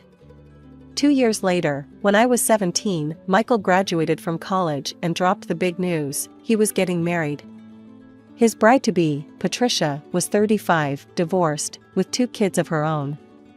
She also happened to be loaded. Can you believe our luck? Mom squealed during dinner the night Michael brought Patricia over. Our son has found such a wonderful, established woman. Patricia sat at our dining table dripping in designer clothes and jewelry, while her 2 children played on expensive tablets. Michael looked at her like he'd won the lottery, which, in our parents' eyes, he had. We're going to throw you the most amazing wedding, Dad declared, already pulling up venues on his phone. Nothing but the best for our boy and his new family. The plans grew more extravagant by the day. Premium venue, gourmet catering, live band, ice sculptures, the works. The costs kept climbing higher and higher. One evening, after hearing them discuss flying in some famous chef for the wedding, I finally asked the question that had been nagging at me. Where are you getting all this money from? I asked during dinner. This must cost a fortune. Mom and Dad exchanged a look I couldn't quite read. That's none of your concern, Amber, Mom said dismissively, waving her hand like she was shooing away an annoying fly. The important thing is making a good impression on Patricia. This wedding needs to be perfect. I looked down at my plate, that old familiar feeling of being an outsider in my own family washing over me again. But this time, there was something else too, a nagging suspicion that they were hiding something. Well, it was sudden. I was deep in my exam preparation when Mom called. Her voice was shaking as she told me Dad had been in a train accident. My stomach dropped. Despite everything, he was still my father. The hospital corridors were eerily quiet when I arrived. I found Dad's room easily. Mom was already there, hovering by his bedside. Dad was awake, propped up against white pillows, his face bruised but not too severely damaged. His eyes were fixed on his phone screen, thumb scrolling restlessly. "Hi, Dad," I said softly. He barely glanced up. "Has Michael called?" he asked Mom, completely ignoring my presence. "Not yet, honey," Mom replied. "I'm sure he will soon." I stood there awkwardly, feeling like an intruder in this scene. The steady beep of the heart monitor filled the silence between us. Finally, Mom turned to me, her face twisted with worry, not for Dad's health, I would soon learn, but for something else entirely. "Your father made a mistake," she said bluntly. "He violated some safety protocols at work. The company's refusing to cover his medical expenses or pay any compensation." Dad shifted uncomfortably in his bed, still staring at his phone. "We need money for his treatment," Mom continued. "A lot of money." Without thinking, I blurted out, "What about my education fund? The one Grandma set up? We could use that, I don't mind. Dad's health is more important than college." I expected gratitude, or at least acknowledgement of my offer. Instead, Mom let out a sharp, bitter laugh that made me flinch. "Oh, Amber," she said, shaking her head. "That money's long gone. We used it for Michael's wedding. We needed to make an impression on Patricia's family." The words hit me like a physical blow. I stood there, trying to process what I was hearing. They had taken my education fund and spent it on Michael's wedding. And now? "You need to get a job after graduation," Mom declared. "Take out a loan. Your father needs this treatment, and you need to help pay for it." The fluorescent lights buzzed overhead as I stared at my parents, these people who were supposed to love and protect me. In that sterile hospital room, surrounded by the smell of disinfectant and disappointment, I finally understood the full extent of their betrayal. "How could you spend my education money?" I demanded, my voice rising despite the hospital setting. "That wasn't yours to spend. Grandma gave it to you specifically for my future." Mom's face hardened into that familiar look of contempt I'd seen so many times before. But this time, instead of shrinking away, I stood my ground. You have no right to demand answers from us, she spat. None at all. You should be grateful you're even alive to ask questions. Or have you forgotten that I wanted to abort you? The words hung in the air like poison. I'd heard them use my almost abortion against me countless times before, but this time was different. This time, they'd crossed a line that couldn't be uncrossed. I ran. Past the nurse's station, down the sterile corridors, through the automatic doors, and into the parking lot. My hands were shaking so badly I could barely get my phone out of my pocket. Through tears, I managed to dial Grandma's number. "Sweetheart," her warm voice came through the speaker. "What's wrong?" Everything spilled out in a rush: the accident, Dad's treatment, my stolen education fund, Mom's cruel words. As I spoke, my voice kept breaking, but Grandma listened patiently to every word. When I finished, there was a moment of silence before she spoke, her voice steely with determination I'd never heard before. "Pack your things," she said firmly. "All of them. You're moving in with me. Right now." I'm so sorry I didn't step in sooner. I drove home in a daze, pulled out my suitcases, and started throwing in everything I owned. Clothes, books, the few precious mementos I'd collected over the years. I was halfway through emptying my dresser when I heard the front door slam. "What do you think you're doing?" Mom's voice cut through the room like a knife. I didn't stop packing. "I'm leaving, I'm going to live with Grandma." "Oh no, you're not," she said, stepping between me and my suitcase. "Your father needs someone to take care of him at the hospital. I'm exhausted from all this. You need to step up and do your part." I laughed, a hollow, bitter sound that surprised even me. "My part? Michael's your precious golden child. Why isn't he here helping? Where's your perfect son now?" Mom's face crumpled slightly, and for the first time I saw something besides anger in her eyes: fear. "Michael, he can't help right now," she admitted, sinking onto my bed. "Things aren't good with Patricia. She doesn't give him any money. She just shows him off at parties like he's some trophy husband. And now," she took a shaky breath, "now she's threatening to throw him out. He has nowhere else to go. He'll have to come back home until he finds a job." "A job?" I couldn't help but scoff. "Michael's never worked a day in his life. How long do you think that will take?" "That's why we need you," Mom said, her voice taking on that manipulative tone I knew so well. "Your father needs treatment now. We can't wait for Michael to find work. You need to help us." I zipped up my suitcase with finality. "No, I'm done. You stole my education fund. You've treated me like garbage my entire life. I'm not going to take out loans to fix your mistakes. I'm not going to put my life on hold to take care of the father who never cared about me. I'm done." "Amber, you can't.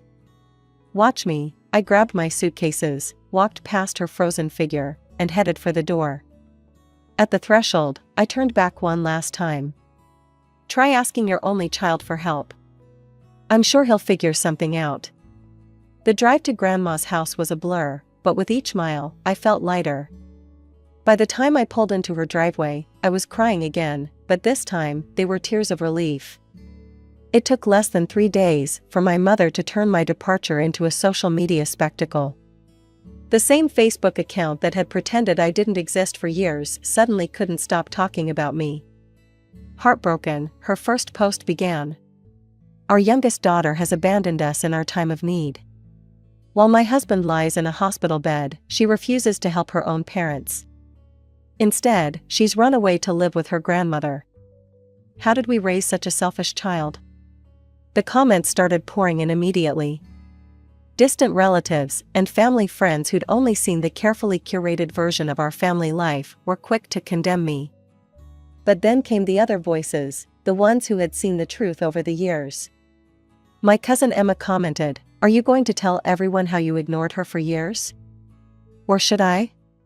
My Aunt Rachel chimed in, "Funny how you never mentioned Amber in your posts until you needed something from her." Then came my Aunt Lisa's post. As Mom's sister and a family law attorney, her words carried extra weight. "Sarah, I need to warn you publicly since you're ignoring my private messages. You are publicly defaming your minor daughter. Amber is 17. By law, you are still responsible for her care and well-being. The fact that she felt compelled to leave home and that you're now engaging in a social media campaign against her could attract attention from Child Protective Services. Is that what you want? Because I can assure you, if they investigate, they'll find a lot more than just these Facebook posts." Mom deleted her original post after that, but she wasn't done. She showed up at Grandma's house the next morning, barging in without knocking. "Mother," she addressed Grandma, ignoring my presence completely. "You need to talk some sense into Amber. This little rebellion has gone on long enough." Grandma set down her coffee cup with deliberate slowness. I'd never seen her look so stern. "Rebellion," she said quietly. "Is that what you call it when a child finally stands up to years of mistreatment?" "Mistreatment?" Mom scoffed. "We gave her everything." "Everything?" Grandma's voice rose slightly. "You gave everything to Michael. You spent Amber's education fund, money I specifically set aside for her future, on his wedding. A wedding that was nothing but a show to impress a woman who's now threatening to throw him out. You needed to think about both your children's futures," Grandma cut her off. "Instead, you burned through money like there was no tomorrow. Well, tomorrow's here now, isn't it? And no, I won't be paying for David's treatment." Mom left in tears, but they weren't tears of remorse, they were tears of frustration that her manipulation hadn't worked. As the door slammed behind her, Grandma reached over and squeezed my hand. Within a month of my departure, my parents were forced to sell our family home to cover Dad's medical expenses. They moved into a tiny 2-bedroom apartment in a less desirable part of town, and then Michael showed up on their doorstep. Patricia had finally had enough of his lazy, entitled behavior. She'd kicked him out with nothing but his designer clothes and the expensive watch she'd bought him for their wedding. He arrived at our parents' new apartment expecting the same royal treatment he'd always received. At first, they tried to maintain the illusion. I heard through family gossip that Mom was still cooking his favorite meals and Dad was making excuses for why Michael couldn't find work right away. But reality has a way of breaking through even the strongest denial. "Did you hear?" Grandma told me one morning over breakfast. "Your mother finally told Michael he needs to get a job. He said they owed him a comfortable life since they'd never prepared him for the real world." They had a huge fight about it. Meanwhile, I was building my own life. I graduated high school with good grades, not that my parents noticed, and Grandma helped me enroll in the local community college's accounting program. It wasn't the prestigious university I'd once dreamed of, but it was a solid education that would lead to a stable career. I even landed an internship at a small accounting firm downtown. The pay wasn't much, but the experience was invaluable. My supervisor, Mrs. Chen, actually appreciated my attention to detail, something my parents had always dismissed as being too perfectionist. Living with Grandma was healing in ways I hadn't expected. We developed a comfortable routine, breakfast together before I headed to classes or work, dinner in the evening where we'd talk about our days. She actually listened when I spoke, asked questions about my life, celebrated my small victories. Then came the day she asked me to accompany her to her lawyer's office. "Just some paperwork I need to update," she said casually. I sat in the elegant office, trying not to fidget as her lawyer, Mr. Peterson, pulled out a document. "I'm updating my will," Grandma announced. "I want to make sure everything's properly arranged." My heart stopped as Mr. Peterson began reading. Grandma was leaving everything to me, the house, her savings, even her cherished collection of antique jewelry. "Everything. Are you sure?" I whispered when we left the office. "What about Dad and Michael?" Grandma took my hand. "Your father and brother have taken enough from you. I won't let them take anything more. This is your future I'm protecting now." I hugged her tight, fighting back tears. "I won't tell them," I promised. "Good," she smiled. "Let them figure out their own futures for once." That night, as I lay in bed in what had become my room, really my room, not just a space I occupied in someone else's house, I thought about how life had changed. My parents and Michael were struggling in their small apartment, fighting over money and blame. Mom had stopped posting on social media entirely. Dad was back at work, but demoted to a desk job. And me? I was thriving. I had a grandmother who loved me, a future I was building for myself, and for the first time in my life, I felt truly wanted. Sometimes the family you're born into isn't the family you're meant to stay with. Sometimes the best thing you can do is walk away and build something new. Something better. My name is Abigail Stewart, and I was born with a silver spoon in my mouth, as they say. Not that I realized it at first. When you grow up wealthy, you think everyone lives like you do. Our family owned the largest chain of pharmacies in the state, Stewart Pharmaceuticals. It wasn't just a business, it was my grandfather's legacy. He built it from nothing, and my father David inherited it when I was just a kid. The business became my father's whole identity. He'd walk into our massive Victorian house after work, loosen his expensive tie, and start talking about profit margins before even saying hello. Another record quarter, he'd announce at dinner, while my mother Margaret nodded approvingly, adjusting her pearl necklace. This is what I'm going to pass down to my children someday. My older brother James would just push his food around the plate during these conversations. Even at 12, while I was still playing with dolls, he was more interested in ancient civilizations than profit margins. He'd try to change the subject to his latest archaeological discovery from the backyard, but Dad would just wave it off. I was different, though. Even as a kid, I loved helping out at the pharmacies. By the time I was 14, I knew all our regular customers by name and could recite our inventory like the alphabet. Dad noticed. Now that's my girl. He'd beam when I'd tell him about helping an elderly customer find the right medication or suggesting a new display arrangement that increased sales. She's got business in her blood. The shift happened gradually. As James buried himself deeper in history books and archaeological journals, Dad started bringing me to business meetings. By 16, I was doing inventory counts and helping with basic accounting. "Watch and learn, Abigail," Dad would say, showing me how to review contracts. "This will all be yours someday." My mother was thrilled too. Finally, someone to carry on the family tradition properly, she'd say, giving me expensive business suits for my birthday while James got cheap history books. I remember the day James announced he was going to study archaeology in college. We were having dinner in our formal dining room, the one with the crystal chandelier that cost more than most cars. "You're what?" Dad exploded, his fork clattering against the fine china. "No son of mine is going to waste his life digging in the dirt." "David, please," Mom tried to calm him down, but her face showed she agreed with him. "It's what I love, Dad," James said quietly but firmly. "I've already been accepted to the program, and Professor Anderson says I have real potential." "Potential to be poor," Dad shouted. "We're business people, not dirt scholars." I watched James's face set in that determined way I knew meant his mind was made up. "Then I guess I'm not a business person," he said, standing up from the table. That was the night everything changed. Dad turned all his attention, and expectations, to me. I was no longer just the backup plan, I was the future of Stewart Pharmaceuticals. The pressure was intense, but I loved it. Or at least, I thought I did. Preston Business College was everything I'd dreamed of, prestigious, competitive, and full of other trust fund kids just like me. I felt right at home with my designer clothes and platinum credit card. That's when I met Zane. It was in the campus library, of all places.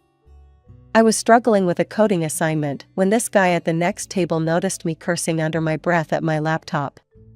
"Need some help?" he asked, sliding into the chair next to me. He had the kindest brown eyes I'd ever seen and a slight accent I couldn't place. That's how it started.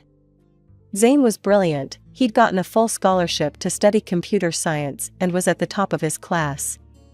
Everyone knew him, professors would use his projects as examples, Other students would fight to have him on their team for group assignments. But he was so humble about it all. It took me 3 coffee study sessions to work up the courage to ask about his background. He told me matter-of-factly about his parents immigrating from Syria when he was little, about his dad working security and his mom cleaning houses. How he'd been coding since he was 12, teaching himself on a second-hand laptop. "I used to do freelance work after school," he said. "Had to help with the bills, you know?" I didn't know, actually. I'd never had to worry about bills in my life. But something about the way he said it, no self-pity, just stating facts, made me admire him even more. We started dating a month later. Zane was different from the rich boys I'd grown up with. He opened doors because he was genuinely polite, not because etiquette class had drilled it into him. When he took me out, it was to small family-owned restaurants where the food was amazing and the owners knew him by name. 6 months in, he proposed. Not with some massive diamond like my dad would have expected, just a simple silver band he'd saved up for, given to me during a sunset walk through campus. It was perfect. Dad was thrilled when I told him I was engaged, at first. He immediately planned this huge family dinner to meet my fiancé, inviting all our relatives. I could practically hear him imagining some heir to a Fortune 500 company. The moment we walked into our massive dining room, I knew I was wrong. I watched my family's faces change, like someone had flipped a switch, from eager smiles to barely concealed sneers. My Aunt Patricia actually clutched her pearls. Mom's champagne glass froze halfway to her mouth. The silence was deafening until Dad cleared his throat. The sound echoed through our massive dining room like a gunshot. I could feel Zane's hand tense in mine under the table. "So, young man," Dad said in that condescending tone he usually reserved for his employees, drawing out each word like he was speaking to a child, "tell us about your background. Where exactly are you from?" Zane sat up straighter, maintaining his dignity despite the hostile atmosphere. I admired how he kept his voice steady and respectful. "My parents immigrated from Syria when I was young, sir. We've been here since I was 6. "And what do your parents do?" Dad pressed, his lip curling slightly. The crystal chandelier above us cast harsh shadows across his face, making him look almost sinister. "My father works as a security guard at Atlantic Corp, and my mother works as a cleaner," Zane answered honestly. His voice remained firm and proud. "I've worked part-time jobs since I was old enough to help support them. But I was fortunate to earn a full scholarship to Preston." My mother practically choked on her wine and grabbed her water glass, taking desperate gulps. The pearls around her neck trembled with each swallow. Aunt Patricia and Uncle George exchanged meaningful looks, while Cousin Rebecca actually snickered behind her manicured hand. Dad's face was getting redder by the second. The vein in his forehead, the one that only appeared when he was truly angry, began to pulse. "Well," he said, pushing his plate away with such force that the expensive china rattled, "I hope you understand, young man, that my Abigail is accustomed to a certain lifestyle. She's never wanted for anything. How exactly do you plan to provide for her?" Before I could jump in, Zane responded calmly, his composure a stark contrast to my father's growing anger. "I'm already successfully trading in cryptocurrency markets, Mr. Stewart. I built a substantial portfolio, and I'm developing plans for my own tech startup." "Cryptocurrency?" Dad interrupted with a harsh laugh that echoed off the mahogany-paneled walls. "You mean like what that scammer sold to Aunt Martha? The one who cleaned out her savings account?" His voice dripped with contempt. "Dad, that's completely different," I tried to explain, my heart pounding. "Zane's actually incredibly knowledgeable about blockchain technology. He's even been asked to speak at tech conferences." "Enough." Dad slammed his hand on the table, making the crystal glasses rattle and the silverware jump. The sound made everyone at the table flinch, except Zane. "I know a con man when I see one. Your Aunt Martha thought she knew better too, didn't she?" "Mr. Stewart," Zane attempted to explain, still maintaining his composure even as my father's face grew darker, "I understand your concerns, but I assure you, No, you don't understand. Dad stood up, his chair scraping against the hardwood floor with a screech that made my teeth hurt. He towered over the table, his hands planted firmly on the white tablecloth. You're not suitable for my daughter. You're a migrant from a poor family. You don't understand our values, our way of life. You're not one of us. I watched in horror as my father, the man who'd taught me about business ethics and professional conduct, showed his true colors. The worst part was seeing how the rest of my family nodded along, as if he was just saying what they were all thinking. Dad wasn't done. His face twisted with rage as he jabbed his finger in Zane's direction. I see right through you, you know that? You're just another gold digger with a sob story, trying to get your hands on my daughter's inheritance. David, please, Mom interrupted, but not to defend Zane. She turned to me with what she probably thought was a motherly expression. Honey, you're too young for marriage. Finish college first, come work at the company like we planned. There's plenty of time to think about marriage, with someone more suitable. Uncle George cleared his throat. He's probably just after the pharmacy chain, David. These people are clever that way. Remember the Martinez boy who tried dating Rebecca? Aunt Patricia chimed in, talking about Zane as if he wasn't even there. Same thing, all charm until they get what they want.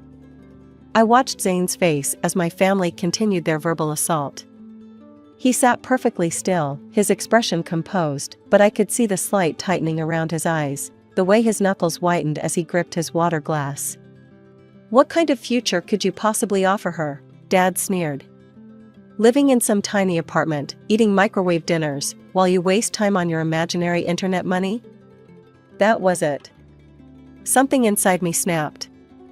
I stood up so quickly, my chair fell backward with a crash. Stop it. All of you, just stop. My voice shook with rage. You should be ashamed of yourselves. You're acting like entitled, prejudiced snobs. Abigail, Mom gasped, clutching her pearls. No, Mom, I'm done. I reached for Zane's hand. I've never been more embarrassed to be part of this family than I am right now. Come on, Zane, we're leaving. We walked toward the door, heads held high, while my relatives muttered and whispered behind us. Dad's voice boomed through the foyer as we reached for our coats. You walk out that door with him, Abigail, and you'll regret it. Do you hear me? After everything we've invested in you? All the money we spent on your education, your future? You owe us. I turned back one last time, meeting his furious gaze. The only thing I owe you is the courtesy of walking out instead of telling you exactly what I think of you right now. I heard him shouting about debts and obligations as we walked to Zane's car, but I didn't look back. Some debts, I was learning, weren't worth paying. A year flew by like a dream. Zane and I finished college, him with highest honors in computer science, me with my business degree. We'd moved into a modest apartment, and despite my family's dire predictions, we were happy. So when Zane suggested we stop waiting and get married that summer, I didn't hesitate. I spent hours crafting the perfect wedding announcement for social media. I posted a beautiful engagement photo of us, with a heartfelt message about love transcending boundaries. The responses started rolling in almost immediately. Not congratulations, attacks. Cousin Rebecca, I can't believe you're still with that fortune hunter. Count me out. Aunt Patricia, your poor parents must be so disappointed. We raised you better than this. Uncle George, no self-respecting steward would attend this travesty. My phone kept buzzing with notifications, each one more cruel than the last. I finally had to turn it off when my mother's comment appeared, "You're making the biggest mistake of your life. Don't expect us there." I cried for hours that night, while Zane held me and whispered that we could postpone, that maybe they just needed more time. But I was done waiting for my family to change. No, I said, wiping my eyes. We're getting married. With or without them. I didn't expect James to come. My brother was in the middle of an important dig in Egypt, something about a previously undiscovered tomb. But 2 days before the wedding, he showed up at our apartment door, covered in desert dust and grinning. You think I'd miss my little sister's wedding? He said, pulling me into a bear hug. Besides, someone's got to walk you down the aisle. The wedding was small but beautiful. We held it in a garden, with fairy lights twinkling in the trees. Zane's family filled one side of the aisle, warm, welcoming people who had embraced me as their own from day one. My side was painfully empty, save for James and a couple of distant cousins who had dared to defy the family boycott. A year passed. Zane's tech career was taking off, and I'd started my own small business consultancy. We were building our life together, brick by brick, without any help from the Stewart fortune. Then the invitation came. Your presence is requested at the 60th birthday celebration of David Stewart. My hand shook as I read it. After all this time, were they finally ready to make peace? I showed it to Zane, who squeezed my hand. It's your call, love, he said softly. But whatever you decide, we face it together. The night of the party, we dressed our best. I spent hours picking out the perfect gift, a rare first edition of my father's favorite business book, something that showed I still remembered, still cared. We walked into that familiar house, my heart pounding with nervous anticipation. The room fell silent when we entered, just like that first dinner, but I pushed ahead. With trembling hands, I presented the carefully wrapped package to my father. He didn't even look at it. Just picked it up and tossed it aside like it was garbage, the beautiful paper crinkling as it landed among the other gifts. The dinner started like a perfectly choreographed show of cruelty. Every question, every comment was designed to wound. I watched in horror as my family took turns trying to break my husband's spirit. So, Uncle George drawled, swirling his expensive wine, still playing with your internet money, or have you found a real job yet? Before Zane could answer, Aunt Patricia chimed in. Dear, do you know which fork to use for the salad? She giggled, nudging my cousin Rebecca. These fancy dinners must be quite different from what you're used to. That's quite a simple suit you're wearing, my mother observed with a smirk. I suppose designer labels aren't in your budget? I wonder, cousin Rebecca piped up, have you ever even eaten truffle before tonight? They're quite expensive, you know. I watched Zane's face remain perfectly composed, even as they treated him like some sort of circus attraction. He'd built a successful life from nothing, earned every bit of respect he had in the tech world, and here they were, acting like he was beneath them because he didn't inherit his success. The breaking point came when my father raised his glass. You know, he announced to the table, loud enough to silence everyone, I always wondered what would happen to my daughter if she married beneath her station. Tell me, boy, does she miss her credit cards? Her shopping sprees? Or have you managed to save enough from your little computer games to keep her in the lifestyle she deserves? Something snapped inside me. I stood up so fast, my chair toppled backward. How dare you? I was shaking with rage. You sit here in your expensive clothes, in your massive house, acting like you're better than everyone else, when you're nothing but small, cruel people who've never earned a single thing in your lives. The room went dead silent. You think wealth makes you worthy? Look at yourselves. You're all so busy showing off your money that you've forgotten how to be human beings. Dad's face turned purple. He stood up, matching my stance. That's enough. I've had it with your ingratitude, your poor choices, your defensiveness, this fortune hunter. He turned to face the table, raising his voice even louder. Let me make this absolutely clear, as of this moment, Abigail Stewart is no longer my daughter. She is disinherited, cut off completely. Then, with a theatrical flourish, he gestured to my cousin Michael, who'd been quietly preening at the other end of the table. This is my new successor. My nephew, who understands the value of family tradition, of maintaining our standards. The relatives burst into applause as Michael stood, bowing slightly. Thank you, Uncle David. I won't let you down like some people have. I looked around the table at these people I'd once called family. At my mother, clapping enthusiastically for my replacement. At my cousins, smirking with satisfaction. At my aunts and uncles, nodding approvingly at my public humiliation. Come on, Zane, I said, taking my husband's hand. We're done here. Permanently. The next few years passed like a whirlwind. Zane's cryptocurrency investments had been just the beginning. He used that capital to launch his own tech company, developing innovative AI solutions for businesses. Within 3 years, TechVision Enterprises was valued at over $500 million. The same internet money my father had mocked had transformed into an empire. I watched with pride as my husband's name began appearing in business magazines and tech journals. 30 Under 30, Most Innovative CEO, Tech Visionary of the Year, the accolades kept coming. But what made me proudest was how success hadn't changed him.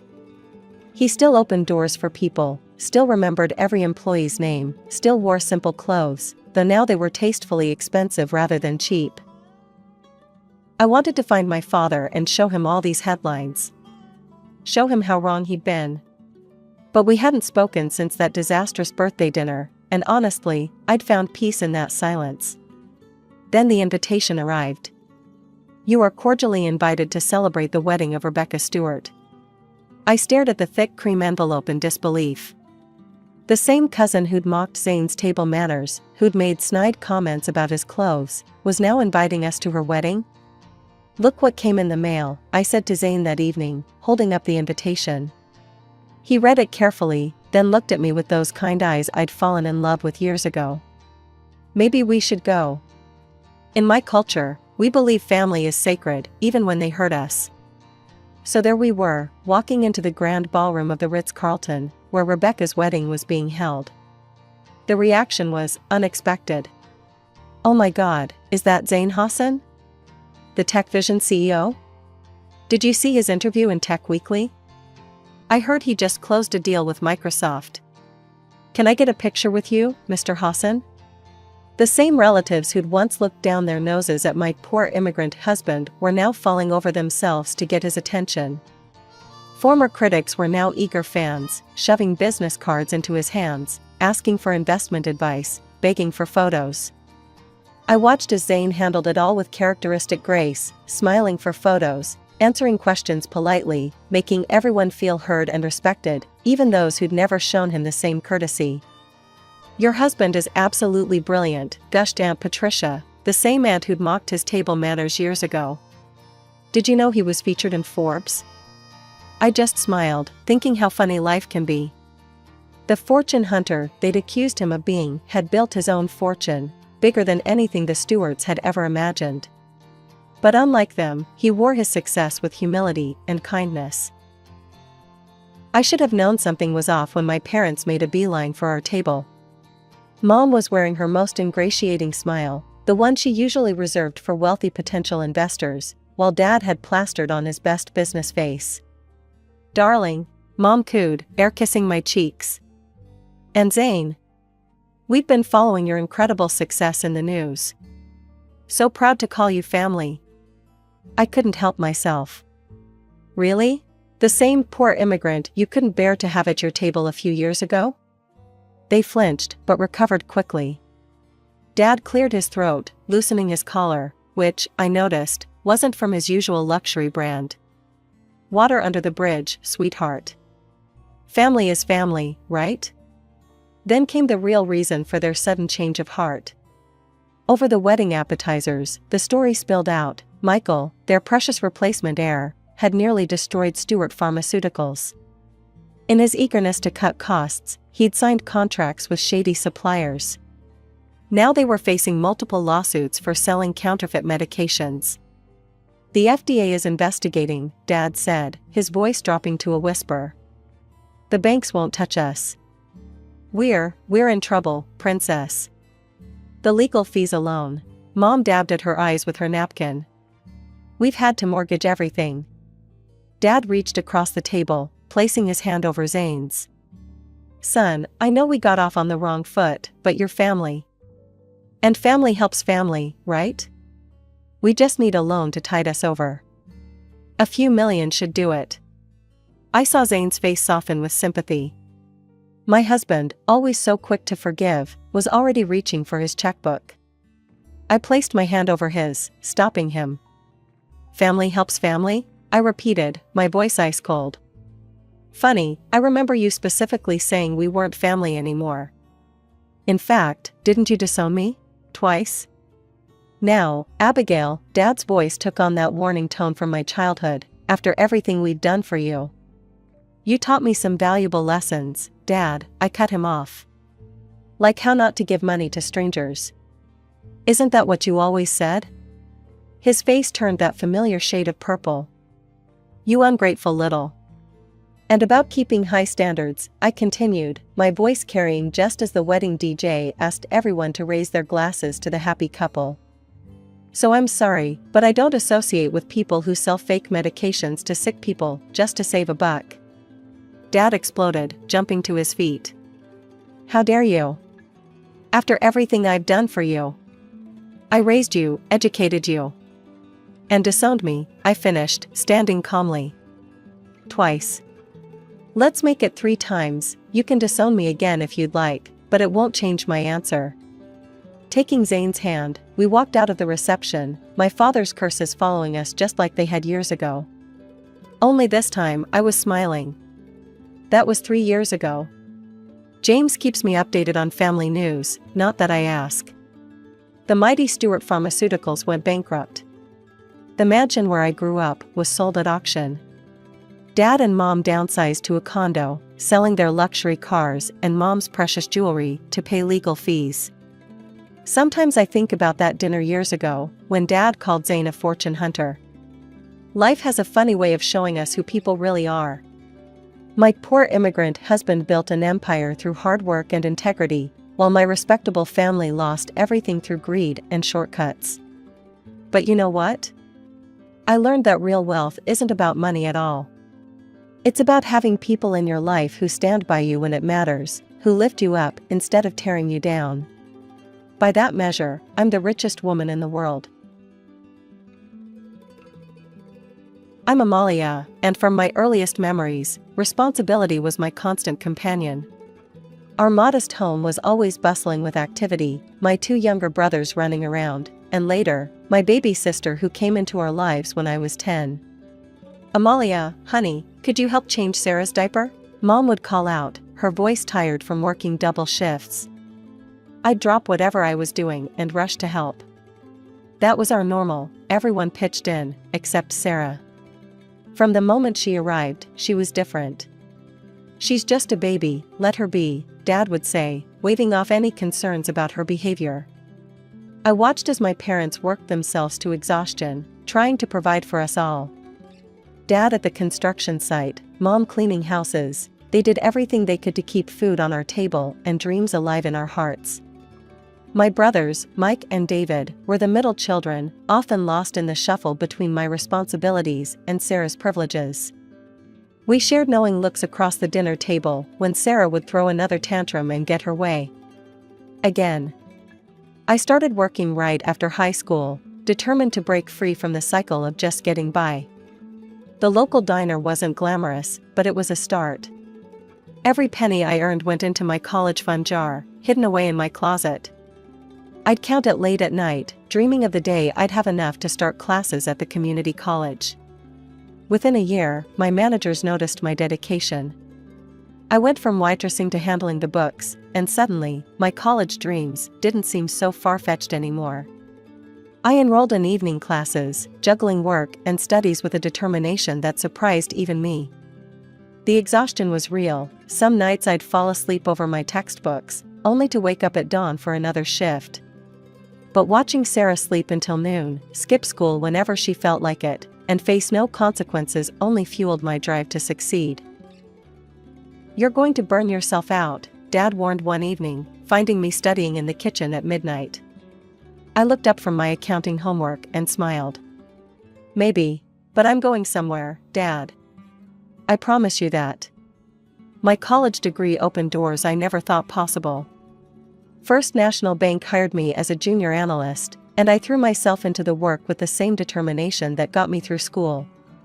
Within months, my supervisor pulled me aside. "Amalia, I've never seen someone pick things up so quickly," she said. "Keep this up, and you'll go far here." She wasn't wrong. I had a knack for numbers and an even better one for dealing with people. While others complained about office politics, I navigated them effortlessly. Maybe all those years of managing family dynamics had taught me something useful after all. Meanwhile, my brothers Mike and David had moved out, starting their own lives. But Sarah? She was still at home, living the same consequence-free life she always had. Mom would call me with updates I didn't want to hear. Sarah was out until 3 a.m. again, she'd say, sighing. I worry, but you know how she is. I did know. I also knew about the parade of boyfriends, the failing grades, and the general lack of direction. But it wasn't my problem anymore. I had my own life now, my own apartment, my own goals. Then came the call that changed everything. Sarah's pregnant, Mom announced one morning. The father's gone to Arizona. Says he wants nothing to do with it. I gripped my phone tighter. And we'll help her raise the baby, of course. What else can we do? Of course they would. Sarah was still their precious baby, even at 18, even pregnant with her own child. I stayed silent, already knowing what was coming next. You'll help too, won't you, Amalia? Come over on weekends? You're so good with children. That's when I started developing an impressive array of excuses. Urgent work projects. Professional development courses. Client meetings. Anything to avoid spending my precious free time taking care of yet another child. I don't understand you anymore, Mom said during one particularly tense phone call. You used to be so helpful. I used to be a child forced to be helpful, I corrected her. I'm an adult now, with my own life. But family works both ways, Mom. Or have you forgotten the money I send every month? That usually shut them up, at least temporarily. The checks I wrote were substantial, enough to cover Sarah's prenatal care, then baby supplies, then ongoing expenses. But it was never enough to buy their approval. My Aunt Lisa told me over coffee one day, they're calling you heartless behind your back, you know. Saying you've changed, become cold. I stirred my coffee slowly, watching the cream create patterns in the dark liquid. Let them talk. They've never understood me anyway. They say you're ungrateful, she pressed on. I looked her straight in the eye. Ungrateful for what? The privilege of raising their other children? The opportunity to now raise their grandchild? I've earned everything I have, Aunt Lisa. Everything. The promotion to senior analyst came through that week. My salary increased again, and so did the checks I sent home. But I kept my boundaries firm. No weekends babysitting. No emergency childcare. No last-minute favors. Let them call me callous. I'd spent enough of my life being the responsible one. Between client meetings and financial reports, romance wasn't exactly a priority. My dating app sat mostly unused on my phone until that rainy Tuesday night when James's message popped up.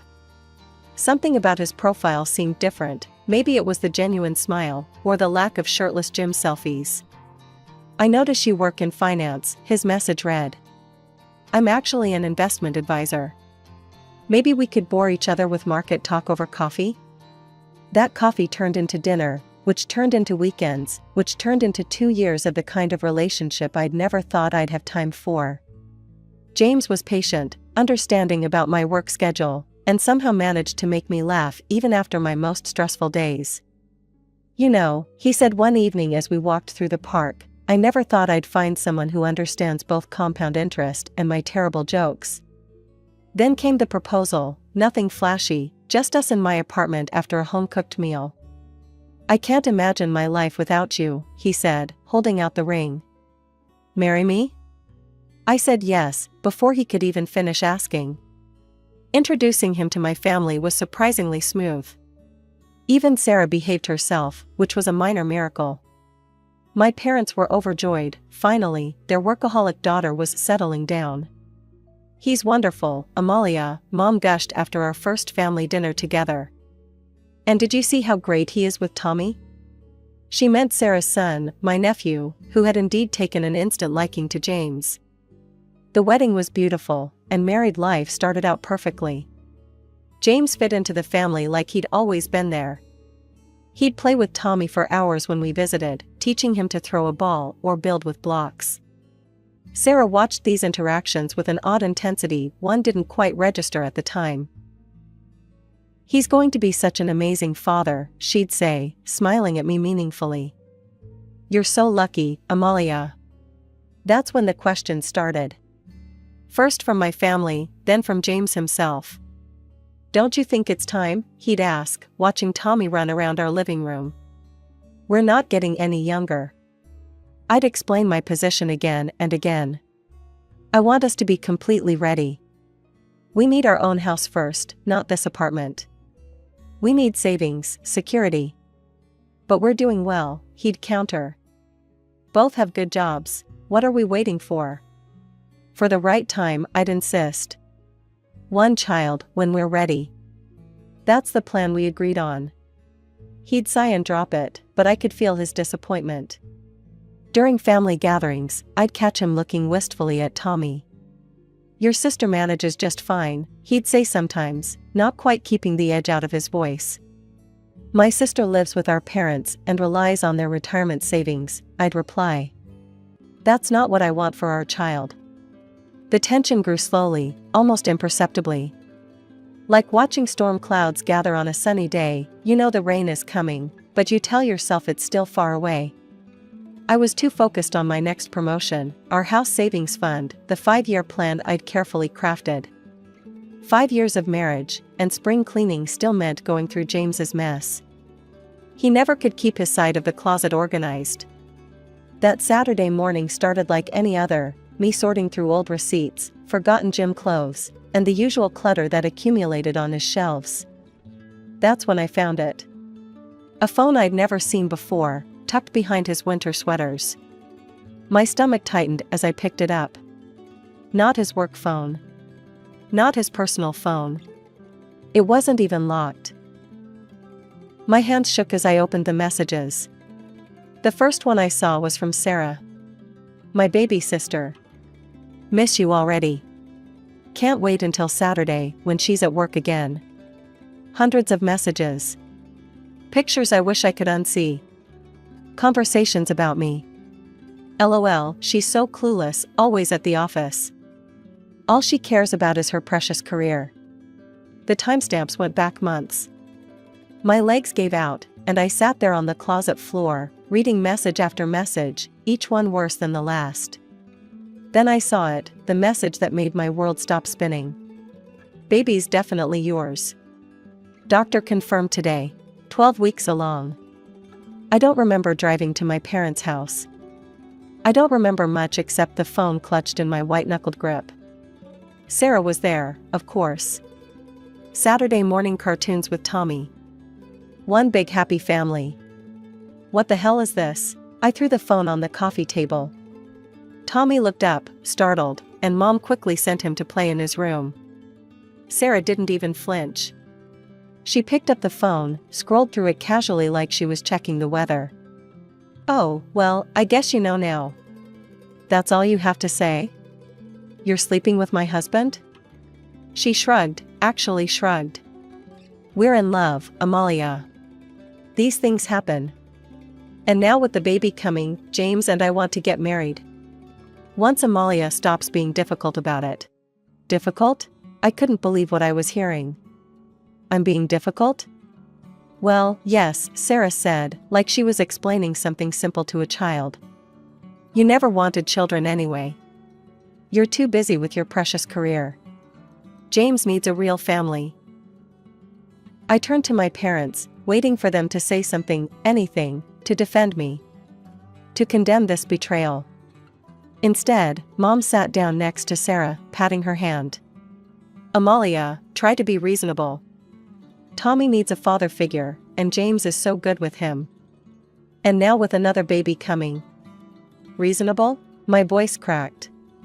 "My husband and sister are having an affair, and you want me to be reasonable?" Dad cleared his throat. "Well, you never wanted children, honey. And James, he's always wanted to be a father. Maybe this is for the best. When was the last time you even cooked him dinner? Sarah would make a proper wife. I looked at them, my family, all sitting there, defending the indefensible. Sarah, smug and pregnant with my husband's child. Mom, already planning the next wedding. Dad, avoiding my eyes, but clearly on their side. A proper wife, I repeated numbly. Like your precious Sarah, who mooches off you and cheats with her sister's husband. Sarah rolled her eyes. Don't be dramatic, Amalia.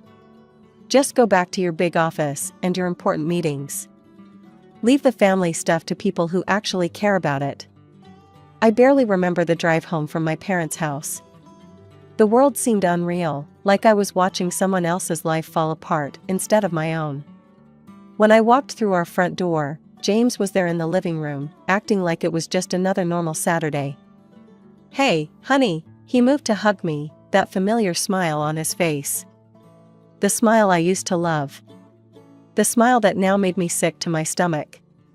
I stepped back, holding up his second phone. Want to explain this? The change in his face was instant, first confusion, then recognition, then fear. Where did you? Found it while cleaning. You really should find better hiding spots for your affair phones. Amalia, I can explain. Explain what? The messages? The photos? Or maybe explain how you got my sister pregnant? He tried denial first, like they all do. It's not, I didn't, but he must have seen something in my face, because suddenly his whole demeanor changed. The mask dropped completely. Fine. Yes, Sarah and I are together, he snapped. What did you expect? You're never home. All you care about is work, work, work. When was the last time we even had a real conversation about starting a family? Oh, so this is my fault? You cheated because I wanted financial security before having children? You never wanted children. Not really. You always had some excuse, the house, the savings, the right time. Sarah actually wants a family. She understands what's important in life. I looked at this man, this stranger wearing my husband's face, and felt nothing but disgust. What's important in life is loyalty. Honor. Basic human decency. But I guess those things aren't important to you or my precious sister. Don't act all high and mighty, he snarled. You're just angry because Sarah's giving me what you wouldn't. The divorce papers were filed the next day. I had documentation of the affair, so it went through quickly. My brothers, Mike and David, came to help me move out of the apartment. They were the only ones who stood by me. We always knew Sarah was spoiled, Mike said as we packed boxes, but this is a new low. David couldn't even say her name. They're dead to me, he declared. Both of them. Through my brothers, I heard the updates I never wanted but couldn't help knowing. James and Sarah got married in a small ceremony. My parents were there, of course, beaming proudly. The baby was born, a girl. They moved into a small house in the suburbs. Tommy started calling James Dad. Mom keeps trying to get us to visit them, Mike told me during one of our monthly dinners. Says we need to be a family again. We are a family, David said, raising his glass. The three of us, that's enough. I nodded, grateful for my brother's loyalty in a world where loyalty seemed to mean nothing anymore. We were the only ones who understood that some betrayals can't be forgiven, some bridges can't be rebuilt, and some families are better off broken. 4 years can change everything. My new apartment overlooked the city skyline, floor-to-ceiling windows, marble countertops, and enough space to finally display the art collection I'd always wanted. The Mercedes in my reserved parking spot gleamed under the garage lights. I'd made it, exactly as I'd planned. My brothers visited often, bringing news and rumors. Sarah and James struggling to make ends meet. 3 moves in 2 years, each apartment smaller than the last. But I didn't care. Their life wasn't my concern anymore. Until that Tuesday evening when my phone lit up with a number I'd hoped never to see again. Amalia? James's voice. 4 years older, but still familiar enough to make my stomach clench. Please don't hang up. I should have. Instead, I listened. We need your help, he said, as if he had any right to ask me for anything. Sarah's had an accident. Broke her leg badly, compound fracture. She's had surgery, but she can't move around, can't take care of the kids. And, she's pregnant again. I sat there, phone pressed to my ear, wondering if this was some kind of cosmic joke. The kids need someone to pick them up from school, watch them until I get home from work. Tommy's getting too big to handle everything himself, and with the new baby coming. He paused. We thought maybe you could help. You thought what? My voice came out eerily calm. They're your nephews, Amalia. Your family. Sarah can't even get to the bathroom by herself right now. My family? I repeated. The sister who slept with my husband and the husband who cheated on me, that's my family? Don't be like that, he snapped, his tone shifting from pleading to accusatory. This isn't about us. It's about innocent children who need help. Or are you too selfish to care about them too? Selfish? I almost laughed. That's rich, coming from you. We're struggling here. His voice rose. Do you know how expensive kids are? I'm working overtime just to keep food on the table. We can't even afford a decent apartment anymore. Meanwhile, you're living it up in your luxury condo with your fancy car. So that's what this is about? Money? Not all of us can focus only on our careers, he said bitterly. Some of us have real responsibilities. Must be nice, having all that money and no one to spend it on but yourself. Must be nice having the family you stole and no way to support them, I replied coldly. Sounds like a real dream come true. The kids need parents who didn't build their relationship on betrayal. Goodbye, James. I hung up mid-protest and blocked his number before he could call back. My mother's number showing up on my phone was almost as unwelcome as James's had been. I answered anyway, some old habit I couldn't quite break. Amalia? Mom's voice had that tone, the one she always used when she wanted something. We need to talk about Sarah. She needs help. James called you, didn't he? About her leg? I paced my living room, fighting the urge to hang up immediately. Yes, he did. And I'll tell you what I told him, not my problem. How can you be so cold? She's your sister. She's struggling with 3 children, well, soon to be 3. The sister who slept with my husband? That sister? Mom sighed heavily. That was years ago, Amalia. You need to move past it. We're family. Funny how family only matters when you need something from me. We've helped her as much as we can, Mom's voice cracked a little. But she keeps asking for money, for the kids, for the rent, for everything. We've gone through all our savings.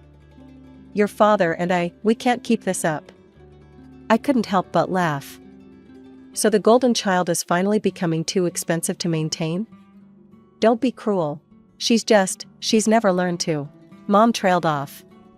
To what? Work? Support herself? Take responsibility for her actions? Gee, I wonder why that is. She just keeps having babies, Mom said, frustration finally breaking through. She won't look for a job, says she's too busy with the children. But she's always asking for money, always needing something. Sounds like exactly the person you raised her to be, I said coldly. The princess who never had to face consequences. You have no right to speak to me like that. Mom's voice rose. I am your mother. And whose fault is it that Sarah turned out this way? Who taught her that she never had to work for anything? That someone would always bail her out? We did our best. No, you did your easiest. And now you're calling me because the monster you created is too expensive to feed. You have a duty to help your family. Mom was almost shouting now. After everything we've done for you. Everything you've done for me? I cut in. You mean like supporting my sister when she had an affair with my husband? Or like calling me selfish for wanting financial security before having children? I don't owe you anything." I hung up before she could respond, my hands shaking with 4 years of pent-up rage. The expensive view from my apartment windows suddenly seemed like the best revenge, my life, built exactly as I'd planned it, without their help or their approval. Mike called me one evening while I was reviewing quarterly reports. "You'll never guess who tried calling me today." "Sarah?" I already knew. The desperation tour was making its rounds. Bingo. Wanted me to help with the kids, maybe loan them some money until they get back on their feet. He snorted. As if they were ever on their feet to begin with. "What did you tell her?" "Same thing David told her yesterday, that some betrayals can't be undone. That what she did to you wasn't just cheating, it was destroying a family." She started crying, saying we were being cruel, that family should help family. He paused. I reminded her she didn't seem too concerned about family when she was sleeping with your husband. I leaned back in my office chair, looking out at the city lights. How did she take that? About as well as you'd expect. Started screaming about how we're all against her, how nobody understands how hard her life is. He chuckled darkly. Guess karma finally caught up with her. 2 weeks later, David brought the news I'd been expecting. They moved in with Mom and Dad. All of them, Sarah, James, the kids, and the baby on the way. Dad's converting his workshop into another bedroom. How are Mom and Dad handling it? Remember how peaceful retirement was supposed to be? Well, now they're full-time babysitters and ATMs. Mom's watching the kids while Sarah recovers, which apparently means scrolling through her phone all day. Dad's dipping into his pension to cover their expenses. I shook my head. They made their choice. Mom came by my place yesterday, David continued. Wanted to know if I'd talk to you about helping out. Said they're overwhelmed. I bet they are. The next day, Mom showed up at my door unannounced. I almost didn't recognize her. She looked older, tired in a way that went beyond physical exhaustion. Please, she started before I could even speak. Just listen. No, I cut her off. You listen. You chose all of it. You chose to spoil Sarah rotten. You chose to support her when she betrayed me. You chose to let them move in. These are your choices, Mom. Live with them. And if you show up at my door again, I'm calling the police. Are we clear? She started to speak, but I cut her off again. The next time you feel overwhelmed, remember this was your choice. You chose the daughter who betrayed her sister over the one who only ever worked hard and did the right thing. Now live with it. I closed the door on her protests and blocked her number, the last family number I had left to block, besides my brother's. That night, I had dinner with Marcus, the man I'd been seeing for the past few months. He knew my story, knew about the betrayal and the aftermath.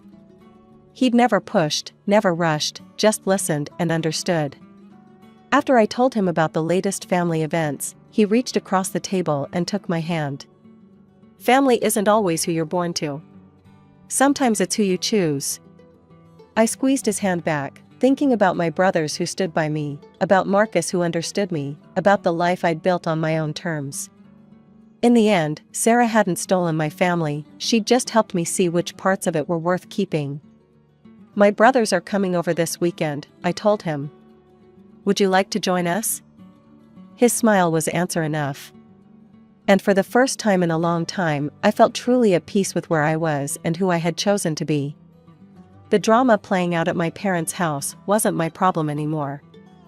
I had my own life to live, my own family to build, and my own happiness to protect. I've been holding this story inside for years, but recent events have made me realize I need to share it. Maybe it'll help someone else who's going through something similar. It's long, so I'll break it into parts. Growing up, everything in my life revolved around reputation. My parents were both teachers at Riverside Prep, one of those prestigious private schools where politicians and CEOs send their kids. Mom taught AP English, Dad was head of the mathematics department, and their status at the school was everything to them. "Cindy, remember who you are," Mom would say whenever I did anything slightly out of line. "You're a teacher's daughter. People are always watching." I can't count how many times I heard that phrase growing up. It was like a mantra in our house, right up there with "straight A's aren't an achievement, they're an expectation, and your behavior reflects on all of us." I was their only child, their perfect little project. They monitored everything: my grades, my friends, my clothes, even my posture at dinner parties. Looking back, I should have seen the signs of how controlling they were, but when you're raised in that environment, it all seems normal. Things really started looking up in my junior year of high school, when I began dating James Mitchell. His father owned half the real estate in our city's downtown, and his mother was on the school board. My parents were ecstatic. "This is exactly the kind of connection we've been hoping for," Mom told me one night while I was doing homework. "The Mitchells are such a respectable family. And James is so focused on his future." Dad nodded along, adding, "Just think, Cindy. If things work out, you could have such a wonderful life ahead of you." James and I actually got along great at first. He was smart, funny, and seemed to understand the pressure of having parents with high expectations. We'd spend hours talking about our plans for the future. He wanted to go into commercial real estate like his father, and I was planning to become a financial analyst. "We could be such a power couple," he'd say, half joking, but not really. The real estate mogul and his brilliant financial advisor wife. Our parents loved to get together for dinner, planning our futures while we sat there, nodding and smiling. Everything was perfect on the surface. Just like they wanted it. I graduated as valedictorian, got accepted into Winston College's prestigious business program, and started my freshman year with James at the same school. Our parents couldn't have been prouder. They'd achieved their goal. Their daughter was on track for the perfect life they'd planned. College life started out exactly as planned. James and I both threw ourselves into our studies at Winston, and everything felt like it was falling perfectly into place. My business analytics professors praised my work, and I was maintaining that perfect GPA my parents expected. James and I spent most of our free time together, and our relationship grew more serious.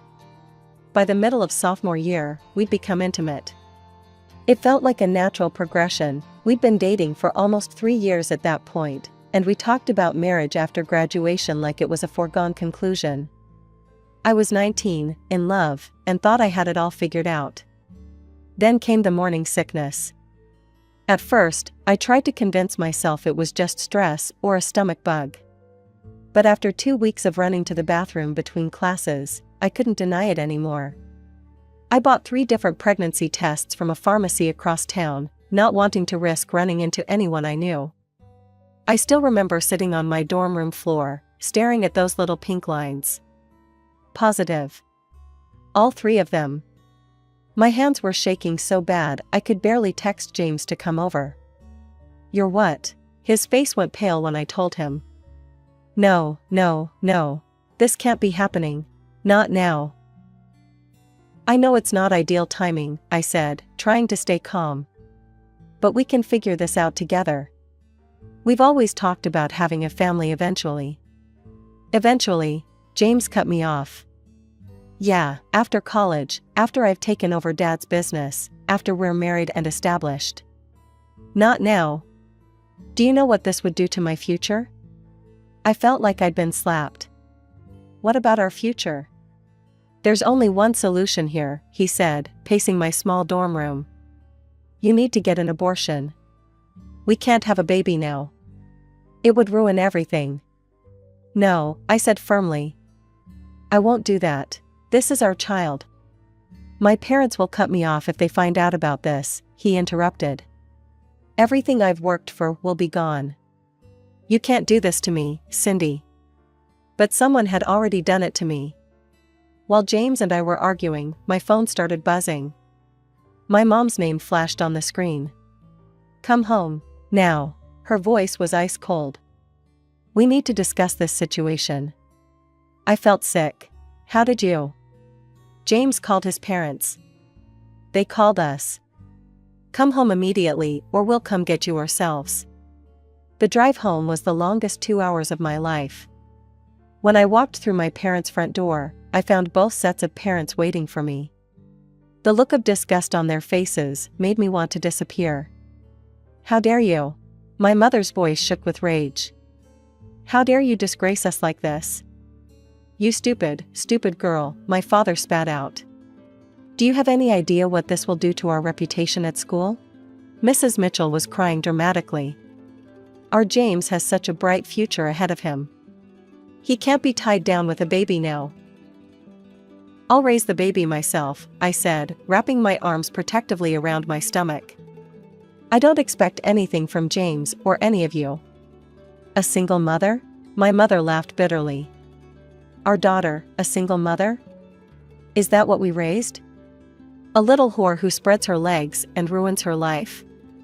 "We won't allow it," my father declared. "We will not have our reputation destroyed by your irresponsible behavior."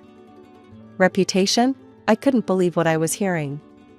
"This is your grandchild we're talking about." "No," Mrs. Mitchell said firmly. "This is a mistake that needs to be corrected. James has his whole life ahead of him. This thing would ruin everything." The discussion went on for hours. It wasn't really a discussion though, it was more like a coordinated attack. "Think about your future, Cindy," my father kept saying. "How do you plan to support a child? Where will you live? We won't continue paying for your education if you insist on keeping it," my mother added. "Is that what you want? To throw away your entire future?" I sat there on our living room couch, the same couch where I'd spent countless hours studying for tests and planning my perfect future. I could get a job, take a break from school. "And live where?" My mother's voice was sharp. "Certainly not here. We won't have you bringing that kind of shame into our home." "Maybe one of my aunts," I started, but my voice trailed off. Dad was an only child, and Mom's sisters both lived overseas. I had nowhere to go. James sat silently through most of it, staring at the floor.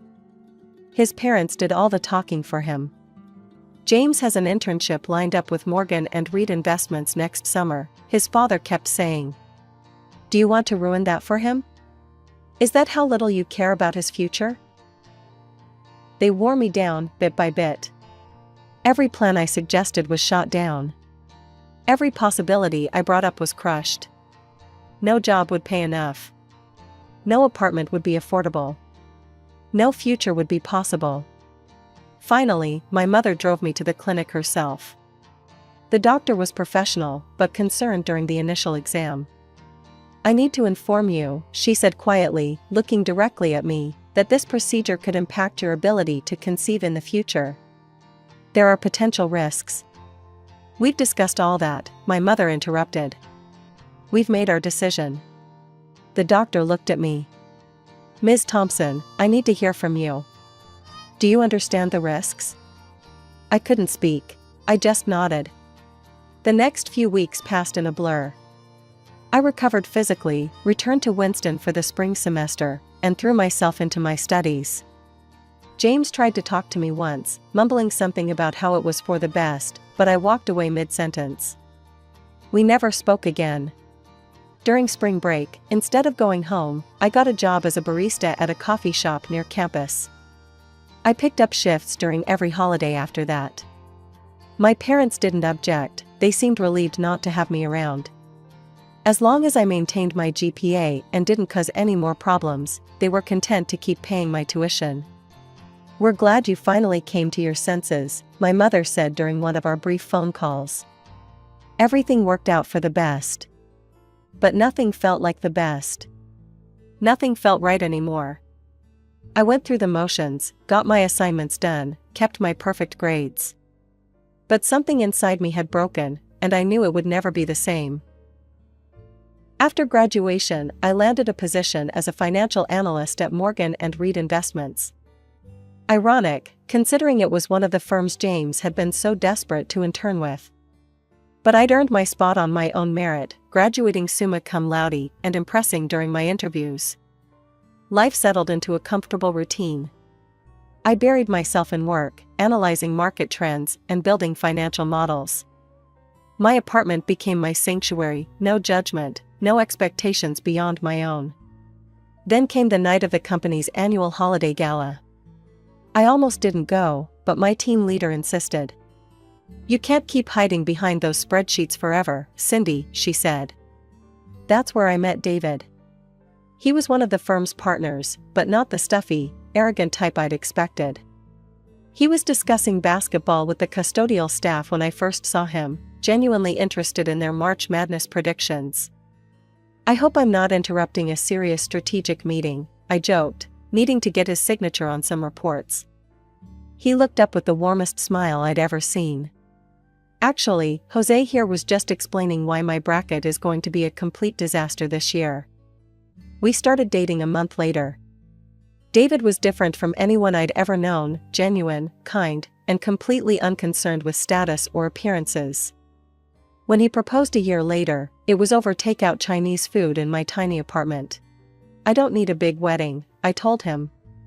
"Just us." And that's what we did. A simple ceremony at the courthouse, with his sister and best friend as witnesses. No elaborate dresses, no society photographers, no concerned whispers about reputation. Just love and honesty. I didn't tell my parents. By then, we were down to exchanging brief birthday and Christmas texts. They didn't ask about my life, and I didn't volunteer information. Then, 3 years into our marriage, my mother called. "Your father's sick," she said without preamble. "He needs surgery. You should come." David squeezed my hand as we pulled up to my childhood home. It looked exactly the same, perfectly manicured lawn, pristine white trim, not a single thing out of place. My mother's eyes widened when she saw David step out of the car. "Who's this?" "My husband," I said simply. "We've been married for 3 years. What followed was a fascinating transformation. First came the hurt accusations about being excluded from the wedding. But as soon as David mentioned his position as executive director, and they realized I was now a senior financial analyst, their tone completely changed. "Oh, darling, we've missed you so much," my mother gushed, as if the last several years of silence hadn't happened. "You must come visit more often." Then came the real reason for the call. Dad needed expensive surgery, and their insurance wouldn't cover all of it. Could I help? After all, I was doing so well now. I agreed to help with the medical bills. Maybe it was weakness, maybe it was forgiveness, or maybe I just wanted to prove I'd succeeded despite everything. Dad looked genuinely grateful, and for a moment, I let myself believe that maybe the past could stay in the past.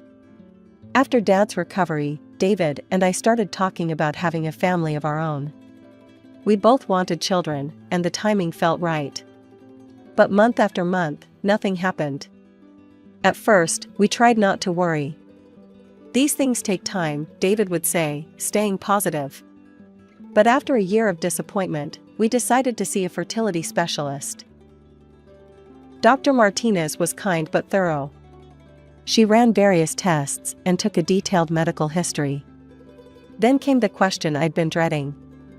"Have you ever had any pregnancies or terminations?" My throat went dry. David didn't know about what had happened in college. I'd never found the right time to tell him. But sitting there in that sterile office, the truth had to come out. "Yes," I whispered. "An abortion. When I was 19. Dr. Martinez nodded professionally, making notes. After reviewing all the test results, she delivered the news that shattered my world. "The termination procedure you had resulted in some complications," she explained gently. "Combined with the scarring that developed afterward, I'm afraid your chances of conceiving are virtually non-existent." I felt the room spin. All those years ago, the doctor at the clinic had warned about risks, but my mother had dismissed them.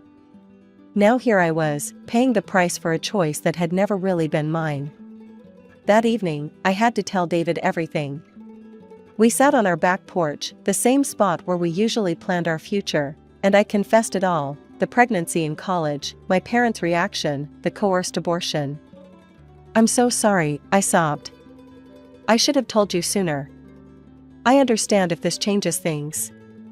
David pulled me into his arms, cutting off my words. Hey, look at me, he said softly. Nothing could change how I feel about you. Nothing. We sat in silence for a while, his arms around me, before he spoke again. You know, there are other ways to build a family. We could look into adoption. Give a home to a child who needs one. His words were like a lifeline. We spent that night researching adoption agencies and requirements, making plans for a different kind of future than we'd imagined, but one filled with just as much love. Meanwhile, my newly rekindled relationship with my parents took on an uncomfortable pattern. Every visit included the same question: so, when are you going to give us grandchildren? I'd deflect, change the subject, talk about work or dad's recovery, anything to avoid the truth. They'd already proven they cared more about appearances than their own grandchild once before. I wasn't about to give them another chance to judge my choices.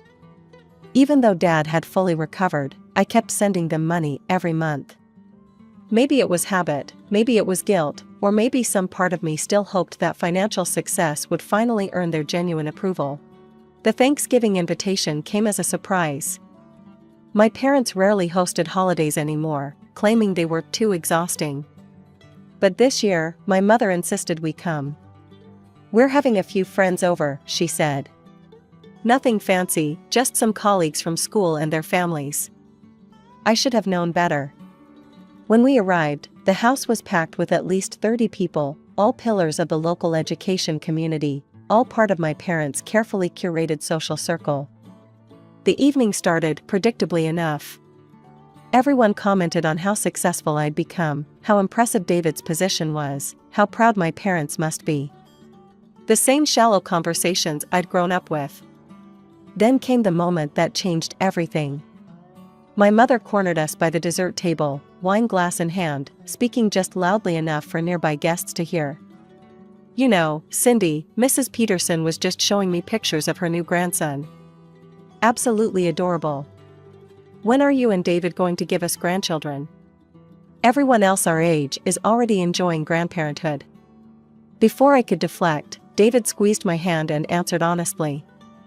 Actually, we're looking into adoption. We've already started the application process. The silence that followed was deafening. My mother's face went through several shades of red before she practically shouted, "Adoption? Have you lost your mind?" Heads turned. Conversation stopped. My mother seized the audience's attention like the experienced teacher she was. Everyone, can you believe this? My daughter, who could give us perfectly good grandchildren of her own, wants to adopt instead. Mom, please, I hissed. This isn't the time or place. Dad stormed over from his position by the fireplace. What's this nonsense about adoption? Are you trying to embarrass us again? Do you have any idea what kind of background these children come from? Drug addicts, criminals, mentally ill parents, is that what you want to bring into this family? You're making a scene, I said firmly. This is a private matter. But the damage was done. My parents' friends, loosened by holiday drinks and encouraged by my parents' reaction, started chiming in. You really should have your own children, dear, Mrs. Peterson offered. You never know what you're getting with adopted kids. My cousin's friend adopted, another guest added. Terrible mistake. The child had all sorts of problems. Think about your family legacy, someone else called out. My parents stood there nodding along, clearly pleased that their social circle was backing them up. The same smug expressions they'd worn all those years ago, when they'd had others gang up on me about my pregnancy. Something inside me snapped. You want to know why we're adopting? My voice cut through the murmur of judgmental whispers. You really want to know? Fine, I'll tell you all exactly why. The room went deadly quiet. I could see the warning in my mother's eyes, but I was done protecting their reputation. I can't have children because of complications from an abortion I had when I was 19. An abortion that you, both of you, forced me to have because you were more concerned about what the neighbors would think than about your own daughter and grandchild. Someone gasped. Mrs. Peterson's wine glass froze halfway to her mouth. You threatened to kick me out, cut off my education, leave me with nothing unless I took care of the problem, I continued, my voice shaking but clear. The doctor warned there could be complications, but Mom, you remember what you said? We've made our decision. Not me. We. You and Dad and the Mitchells, all deciding what would happen to my body, my baby, my future. I turned to address the shocked faces around the room. So yes, we're adopting. Because thanks to my parents' desperate need to maintain their precious reputation, that's my only option for having a family now. The silence that followed was deafening. Then my mother did something I should have expected but still caught me off guard. She went on the attack. How dare you, she shrieked. How dare you come into my home and tell such vicious lies? You ungrateful girl. She turned to her guests, hands trembling. She's lying. She's always been troubled, always trying to blame others for her mistakes. She got herself into trouble and had an abortion without even telling us until after the fact. We would never. Are you serious? I cut her off. You're really going to stand there and lie? In front of all these people? David, show them the medical records. My husband pulled out his phone where we'd saved copies of my old medical files, documentation I'd gotten from the clinic for our fertility specialist. But before he could pull them up, my mother completely lost it. Get out, she screamed. Get out of my house right now. You've ruined everything, again. Just like you always do. Get out. As David and I walked to the car, I could hear my mother trying to do damage control inside, her voice high and panicked as she offered more drinks to her guests. My father didn't say a word, he just stood there, silent as always when it really mattered. The drive home was quiet. David held my hand the entire way, not pushing me to talk, just being there. When we finally got home, I went straight to my laptop and canceled the automatic monthly transfer to my parents' account. It took exactly 2 months for my mother to call. I was in the middle of reviewing our home study paperwork for the adoption agency when her name appeared on my phone screen. I almost didn't answer. But part of me wanted to hear what she could possibly have to say after Thanksgiving. The Petersons withdrew their son from the school, she began without even a hello. Mrs. Chin isn't inviting me to her book club anymore. Do you have any idea what you've done to our reputation? I actually laughed. After everything, she was still only concerned about reputation. Your father and I deserve compensation for this damage you've caused, she continued. The monthly support you were providing barely covers the social costs we're incurring. People are treating us differently at work. We've had to explain things, to make excuses. Excuses? I cut in. You mean lies. Like the lies you told at Thanksgiving? Or the lies you've been telling yourselves all these years about what you did to me? We did what was best for you. And this is how you repay us? By spreading vicious stories and then cutting us off financially? What was best for me? My voice was steady now, calmer than I'd ever been when speaking to her. Do you know what David and I did last week? We met with a therapist who specializes in helping adoptive parents deal with infertility grief. She helped me understand something important. What you did wasn't just about the abortion. It was about control. It's always been about control. Don't you dare. The money was just another form of control, I continued. As long as I was paying you, you felt like you still had power over me. Well, that's done now. I'm done. You ungrateful little. I'm blocking your number after this call, I said. Both of yours. David and I are in the final stages of our adoption home study. In a few months, we'll hopefully be matched with a child who needs a home. A child who will never have to worry about family reputation being more important than their well-being. A child who will be loved unconditionally. You're making a huge mistake, she hissed. When you realize that, don't come crawling back. I ended the call mid-sentence and blocked both their numbers immediately. Then I went back to my adoption paperwork with a lighter heart than I'd had in years. That was 6 months ago. Today, David and I are finishing up the nursery for the baby girl we'll be welcoming next month. Her birth mother chose us specifically because of our story. She wanted her daughter to be raised by parents who understood that love is more important than appearances. Sometimes I think about my parents, about what they're missing out on. But then I remember, they made their choice a long time ago. They chose reputation over love, appearances over family. I'm choosing differently. My daughter will grow up knowing she is wanted, cherished, and accepted exactly as she is. No conditions. No expectations.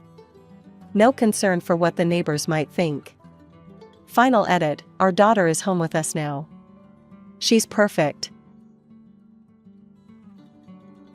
From the moment I could understand things, it was clear that my older brother Tommy was the golden child, and I was just there. The girl, the afterthought. Nicole, make sure you're home by 3:30 to help your brother with his lunch, Mom would say almost every morning before school. I was 12, Tommy was 15, and apparently, making a sandwich was too difficult for the family prodigy. But Mom, I wanted to join the art club after school, I'd plead, knowing it was useless. Your brother has football practice. He needs proper nutrition. You know how important that is for him. She'd give me that look, the one that said the discussion was over before it began. Meanwhile, Tommy would be sprawled on the couch, his latest iPhone in hand, a birthday gift that made my hand-me-down flip phone feel like a relic from another century. Yeah, Nikki, he'd smirk, not even looking up from his screen, be a good sister. Dad was even worse about it. Nicole, this is good practice for when you're a wife, he'd say, as if that was the pinnacle of what I could aspire to. A woman needs to know how to take care of her family. Every day was the same routine. I'd rush home from school, throw together whatever Tommy wanted to eat, iron his clothes for the next day, and try to squeeze in my homework between chores. While I was doing all this, Tommy would be at one of his many after-school activities, football, debate club, computer programming classes. Mom and Dad made sure he had every opportunity available. The only person who seemed to see me, really see me, was Grandma Rose. Her old Victorian house on the other side of town became my sanctuary.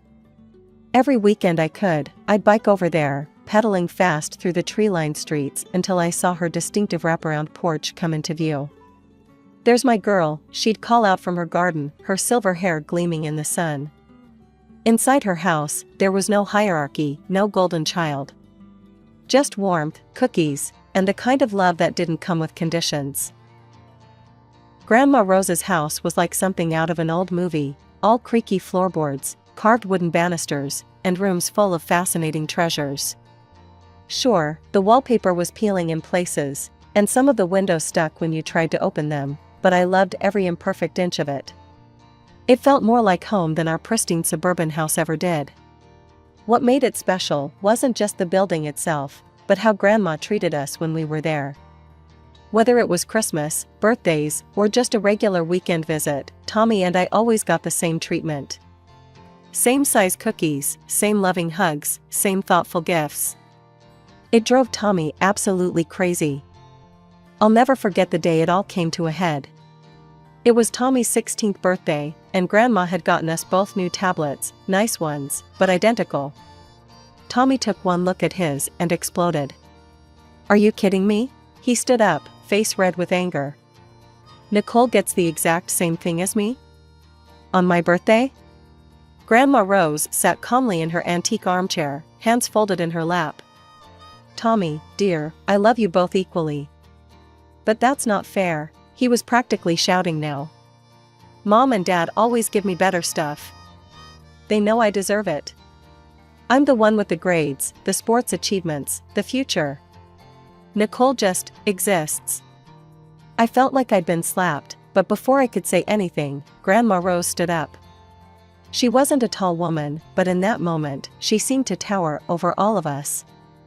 Thomas Michael Parker, her voice was quiet but sharp as a knife. You will not speak about your sister that way in my house.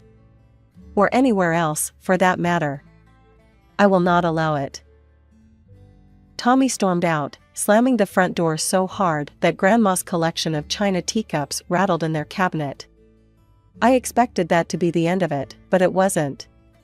The next day, Grandma showed up at our house unannounced. I sat at the top of the stairs, listening to her talking to Mom and Dad in the living room. Her voice carried clearly, "The way you're raising these children is unacceptable. The favoritism needs to stop." "Mom, we're doing what's best for both of them," my mother tried to argue. "Really? Is that what you call it?" Grandma's voice was cold. "Well, if you want my continued financial support for their upbringing, things need to change." I couldn't believe what I was hearing. Later that night, I overheard Mom and Dad talking in their bedroom. "We can't afford to lose her money," Mom was saying. "We need it for Tommy's college fund, for all his activities." "I know," Dad sighed. "We'll have to play along. Give Nicole some stuff too. Keep your mother happy." Suddenly, everything changed. Within a week, I was enrolled in the piano lessons I'd been begging for since I was 10. A new iPhone appeared on my bedside table. My parents started asking about my day at dinner. The next time I visited Grandma, she was tending to her roses in the garden. She looked up at me with a knowing smile. "You know, dear," she said, printing shears in hand, "I get detailed reports of how every penny of my support money is spent. Your parents seem to be making much better choices lately, don't you think? It's a strange feeling when you realize your parents' love comes with conditions." Yes, they were going through the motions, asking about my day, buying me things, showing up at my school events, but their hearts weren't in it.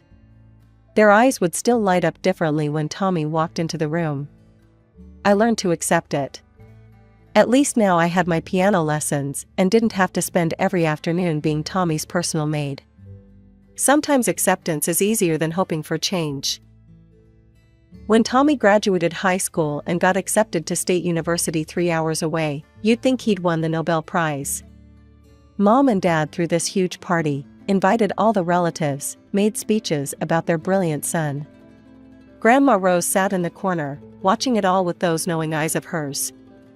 For the first few months, all we heard during family dinners was how well Tommy was doing at college.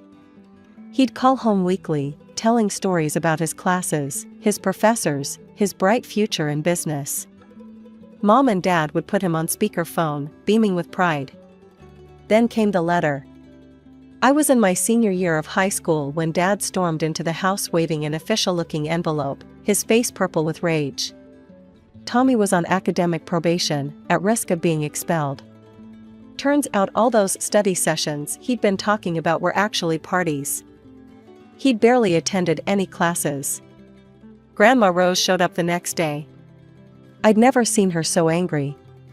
"If you don't get that boy in line," she told my parents, her voice like steel, "don't expect me to pay for another college when he gets himself kicked out of this one.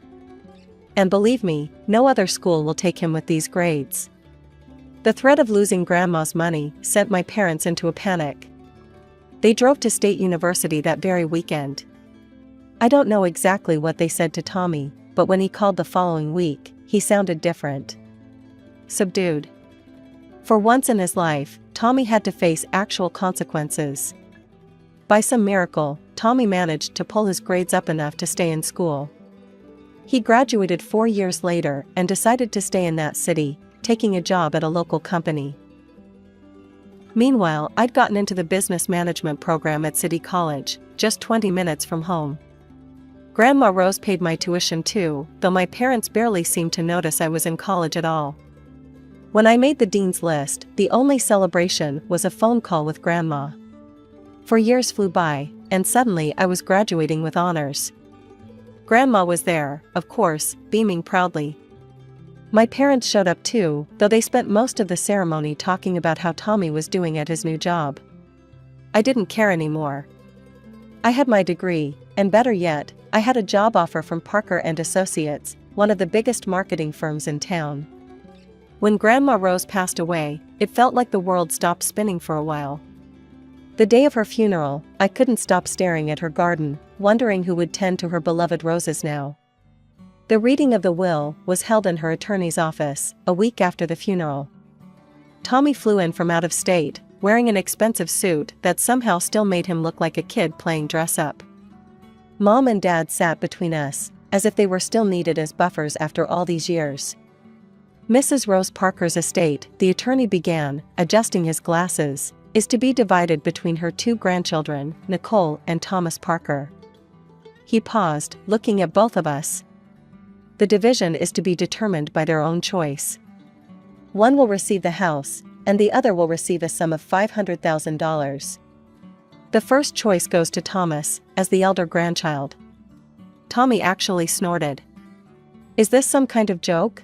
He looked around the room. You really expect me to want that musty old house? No, I'll take the money, I've got plans. I'm going to start my own business, show everyone what I can do. Nicole can have the old lady house with all its weird smells and creaky floors. I sat there, my heart pounding. The house, Grandma's house. My sanctuary all those years. I'll take it, I said quietly, but firmly. The next few years passed in a blur of hard work and determination. At Parker & Associates, I threw myself into every project, every challenge. My team's sales numbers kept breaking records, and within 3 years, I was promoted to head of sales. The salary increases that came with my success went straight into renovating Grandma's house. I took my time with the renovation, carefully preserving the house's character while modernizing everything else. New wiring, new plumbing, a state-of-the-art kitchen that still somehow felt like it belonged in a Victorian home. The garden I did myself, learning everything I could about roses, and continuing Grandma's legacy. Mom and Dad came to visit once it was done. I watched their faces as they walked through the restored rooms, saw how their eyes widened at the crown molding, the hardwood floors, the gourmet kitchen. This is incredible. Mom ran her hand along the marble countertop. Dad nodded, then sighed. It's a shame Tommy didn't take the house. This would have been perfect for him and his new wife. And there it was. Some things never change. Speaking of which, Mom added, trying to sound casual, have you heard from your brother lately? I hadn't, of course. None of us had been invited to his wedding 6 months ago.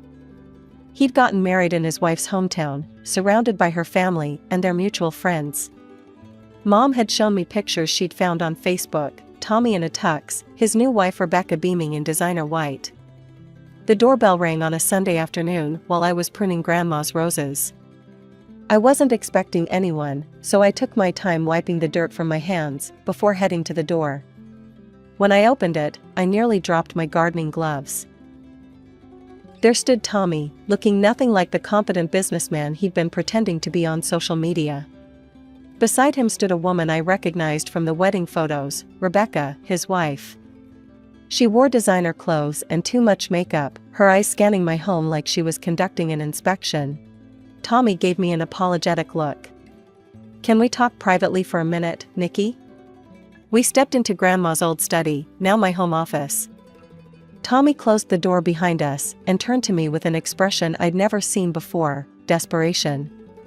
I need your help, sis, he said, his voice barely above a whisper. The business, it's not good. We're about to lose everything. We had to give up our apartment, and... He ran his hands through his hair. Could we stay here for a while? Just until things turn around? I stood there, stunned.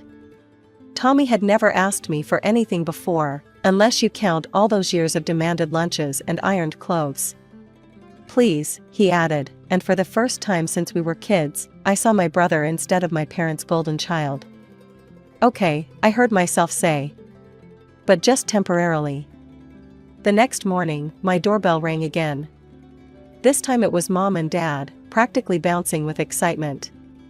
We came as soon as Tommy told us. Mom rushed past me to embrace Rebecca. Oh, sweetheart, we're so happy to finally meet you in person. For the next 2 hours, I might as well have been invisible. I served coffee, at Mom's imperious request, and listened as Rebecca charmed my parents with stories about her family's social connections and Tommy's brilliant business ventures. Nicole, Mom called out as I headed to the kitchen, be a dear and make us some lunch. Something nice, Rebecca's used to fine dining. That set the tone for the weeks that followed. I'd come home from long days at work to find Tommy and Rebecca lounging in my living room, expecting dinner to magically appear. "Aren't you going to start cooking?" Rebecca asked one evening, not looking up from her phone. "We're starving." "I just worked a 12-hour day," I replied, dropping my briefcase.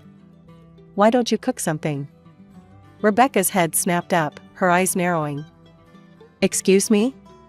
You should be grateful we let you stay here at all. The least you could do is cook decent meals." I turned to Tommy, confused. He pulled me into the study again. "Look," he whispered urgently, "Rebecca thinks this is my house. She thinks I'm letting you stay here out of kindness. She comes from money, she's used to a certain lifestyle. If she finds out I'm basically bankrupt," his voice cracked, "she'll leave me." I stared at my brother, this man who'd had everything handed to him his whole life, now reduced to begging me to lie to his wife. "Fine," I said finally. "I won't tell her.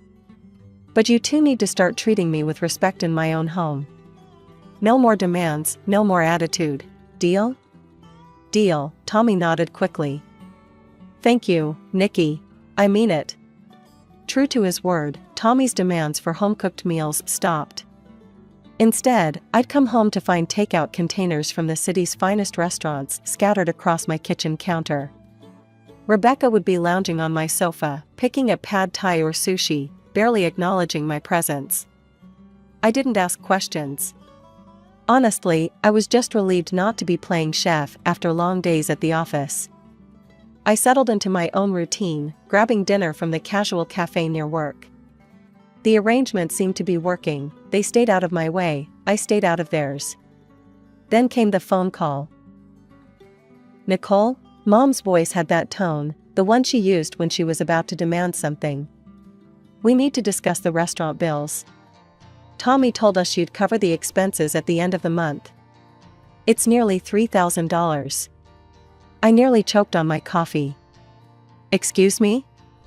"Well, you can't expect them to starve," Mom continued, as if this was the most reasonable thing in the world. "Tommy said you agreed to handle their food expenses since they're going through a rough patch.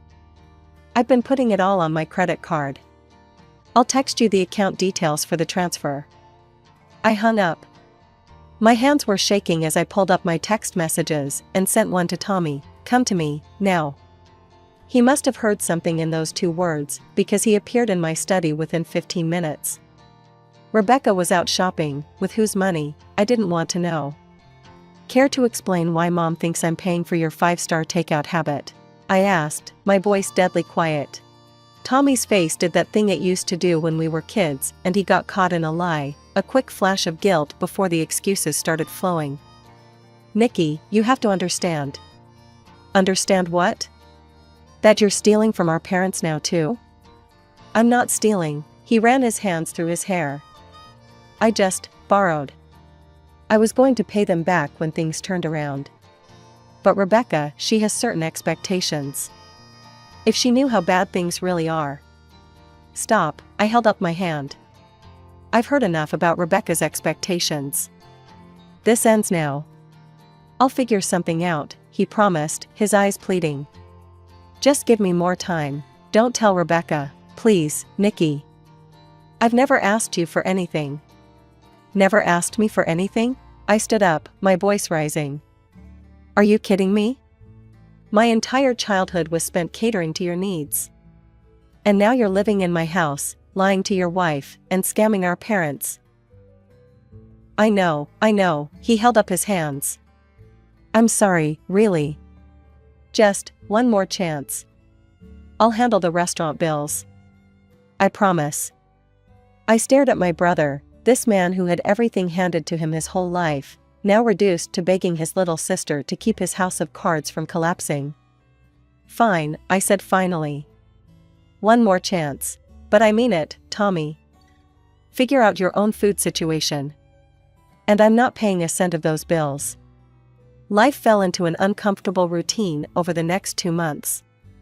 I'd go to work, manage my department, come home to find my house looking like a hurricane had swept through it, and spend my evenings cleaning up after Tommy and Rebecca. They seem to exist in their own bubble of leisure, lunches with our parents, dinners at expensive restaurants, shopping trips I didn't want to know the details of. Then came the day that changed everything. Tommy had left early, muttering something about a business meeting. I came home from work earlier than usual, having wrapped up a major sales presentation, looking forward to a quiet evening with a glass of wine. Rebecca was waiting for me in the living room, perched on the edge of the sofa like a queen about to deliver a royal decree. "We need to talk," she announced, gesturing to the armchair across from her. "Sit." I raised an eyebrow at her tone, but sat down anyway. Might as well hear whatever this was about. "I've been patient," Rebecca began, examining her manicured nails. "I've watched you swagger around this house like you own the place, making everyone uncomfortable. But enough is enough." I blinked. "Excuse me?" "From now on, you'll pay us $2,000 a month in rent. That's more than fair, given the neighborhood." She smiled tightly. "And you'll resume cooking and cleaning duties. The state of this house is embarrassing, and since you're the tenant." I couldn't help it. I started laughing. Not a polite chuckle, but full-blown, tears in my eyes laughter. Rebecca's face darkened. "What exactly is so amusing?" I wiped my eyes, trying to catch my breath. "Rebecca, honey, there seems to be a misunderstanding. This is my house, I own it. Your husband is living here because I took pity on him when he came begging at my door." The color drained from her face. "You're lying." "Call him," I said, leaning back in my chair. "Go ahead. Ask Tommy who owns this house." Her hands shaking slightly, Rebecca pulled out her phone and dialed. Tommy answered on the second ring. "Darling," her voice was sharp enough to cut glass. "Nicole is spinning some ridiculous story about owning the house. Tell her she's mistaken." There was a long pause on the other end of the line. "She's telling the truth," Tommy's voice crackled through the speaker. "It's her house. Grandma left it to her in the will. I took the money instead to start a business, but I failed. We're broke. I've been trying to find a way to tell you." Rebecca stood up so fast she knocked over her water glass. I watched as she stormed upstairs, heard drawers slamming, closet doors banging. Within 20 minutes, she was dragging her designer suitcases down my stairs. She didn't say a word as she left. The slam of the front door echoed through the house like a gunshot. The morning after Rebecca left, I was enjoying my coffee in peaceful silence when Tommy burst through the front door. His face was twisted with rage, all traces of yesterday's contrition gone. "This is all your fault," he shouted, stalking into my kitchen. "Rebecca's filing for divorce. She won't even talk to me. You had no right to tell her the truth." I set my coffee cup down carefully, remembering all the times I'd backed down from his anger over the years. Not this time. "No, right?" I stood up slowly. "This is my house, Tommy. The house you laughed at me for choosing. The house you said smelled like an old lady. The house you've been lying about to your wife while mooching off our parents. And you're telling me I had no right? You ruined everything." He slammed his fist on my counter. "You've always been jealous of me, haven't you? Always waiting for a chance to get back at me. Get out." My voice was quiet but firm. "Take your things and go." He stared at me for a moment, then stormed upstairs. I listened to him throwing things around in the guest room, probably breaking something expensive. I didn't care. When he came back down with his bags, he gave me one last venomous look. I had exactly 1 hour of peace before my phone rang. Mom's name flashed on the screen. "How could you do this to your brother?" She didn't even say hello. "He's devastated. He's back home with us now, crying his eyes out." "That's not my problem." "Of course it's your problem." Dad's voice now, they had me on speaker. "You need to give Tommy the house. It's the only way to save his marriage. Rebecca might come back if they have a proper home." I actually laughed. "Are you serious? You want me to give away my house because Tommy lied to his wife and ruined his business?" "He's your brother." Mom was practically shrieking now. Family helps family. Really? I felt a lifetime of resentment bubbling up. Where was that family spirit when I was cooking and cleaning for Tommy as a kid? Where was it when you ignored my achievements because you were too busy praising him? The only person who ever treated me like family was Grandma, and she left this house to me. This conversation is over. 2 months later, I heard through work colleagues that Tommy's company had officially declared bankruptcy. His divorce was finalized around the same time. He was living with our parents, apparently regrouping, their favorite word for Tommy's failures. I wasn't surprised when all three of them showed up at my door one Sunday afternoon. Mom was clutching a casserole dish like a peace offering. Dad had that stern look he used to use when he was about to lecture me about family duty. Tommy stood behind them, trying to look pitiful. I watched them through the security camera Grandma had installed years ago. They rang the bell again and again. Mom started calling out, "Nicole, we know you're in there. We need to talk about this as a family." I picked up my phone and sent a single text to all three of them, "Please leave. Do not come back. This is your only warning before I call the police." They left eventually, but not before Mom left the casserole on my porch with a note about forgiveness and family obligations. I donated the casserole to the homeless shelter down the street. These days, my life is peaceful. I tend to Grandma's roses, which are blooming more beautifully than ever. My career is thriving. I made executive VP last month. I feel good, and it's all thanks to Grandma. Next customer. Please come this way, I called out as the cash registers grew increasingly crowded. Swiftly, I opened the adjacent register and began guiding customers through their transactions. After a concerted effort, the congestion eased, allowing me to return to restocking shelves. "Mary, you're amazing at ringing up customers so quickly," remarked a fellow part-time employee, breaking the rhythm of my tasks. In this bustling supermarket, a diverse mix of high school students and individuals like myself populated the workforce, making each shift enjoyable. My name is Mary, a 45-year-old part-time housewife who found solace and purpose in this role for the past decade. When my child began elementary school, I sought employment and landed a part-time position at this local market. The environment, filled with fellow housewives and understanding managers, suited my lifestyle perfectly. Over the years, I transitioned into one of the senior part-timers, familiar with both customers and colleagues alike. However, a sudden change disrupted our routine when our beloved manager was transferred to headquarters for what seemed like a promotion. His replacement, a newcomer from the headquarters, lacked the familiarity and competence we had grown accustomed to. Slowly, the atmosphere soared as his managerial style clashed with the store's dynamics. Rumors circulated among part-timers speculating on the president's wife's preferences for young, charismatic managers. It became apparent that our new manager saw her favor, often seen engaging in conversation with her. Despite the dissatisfaction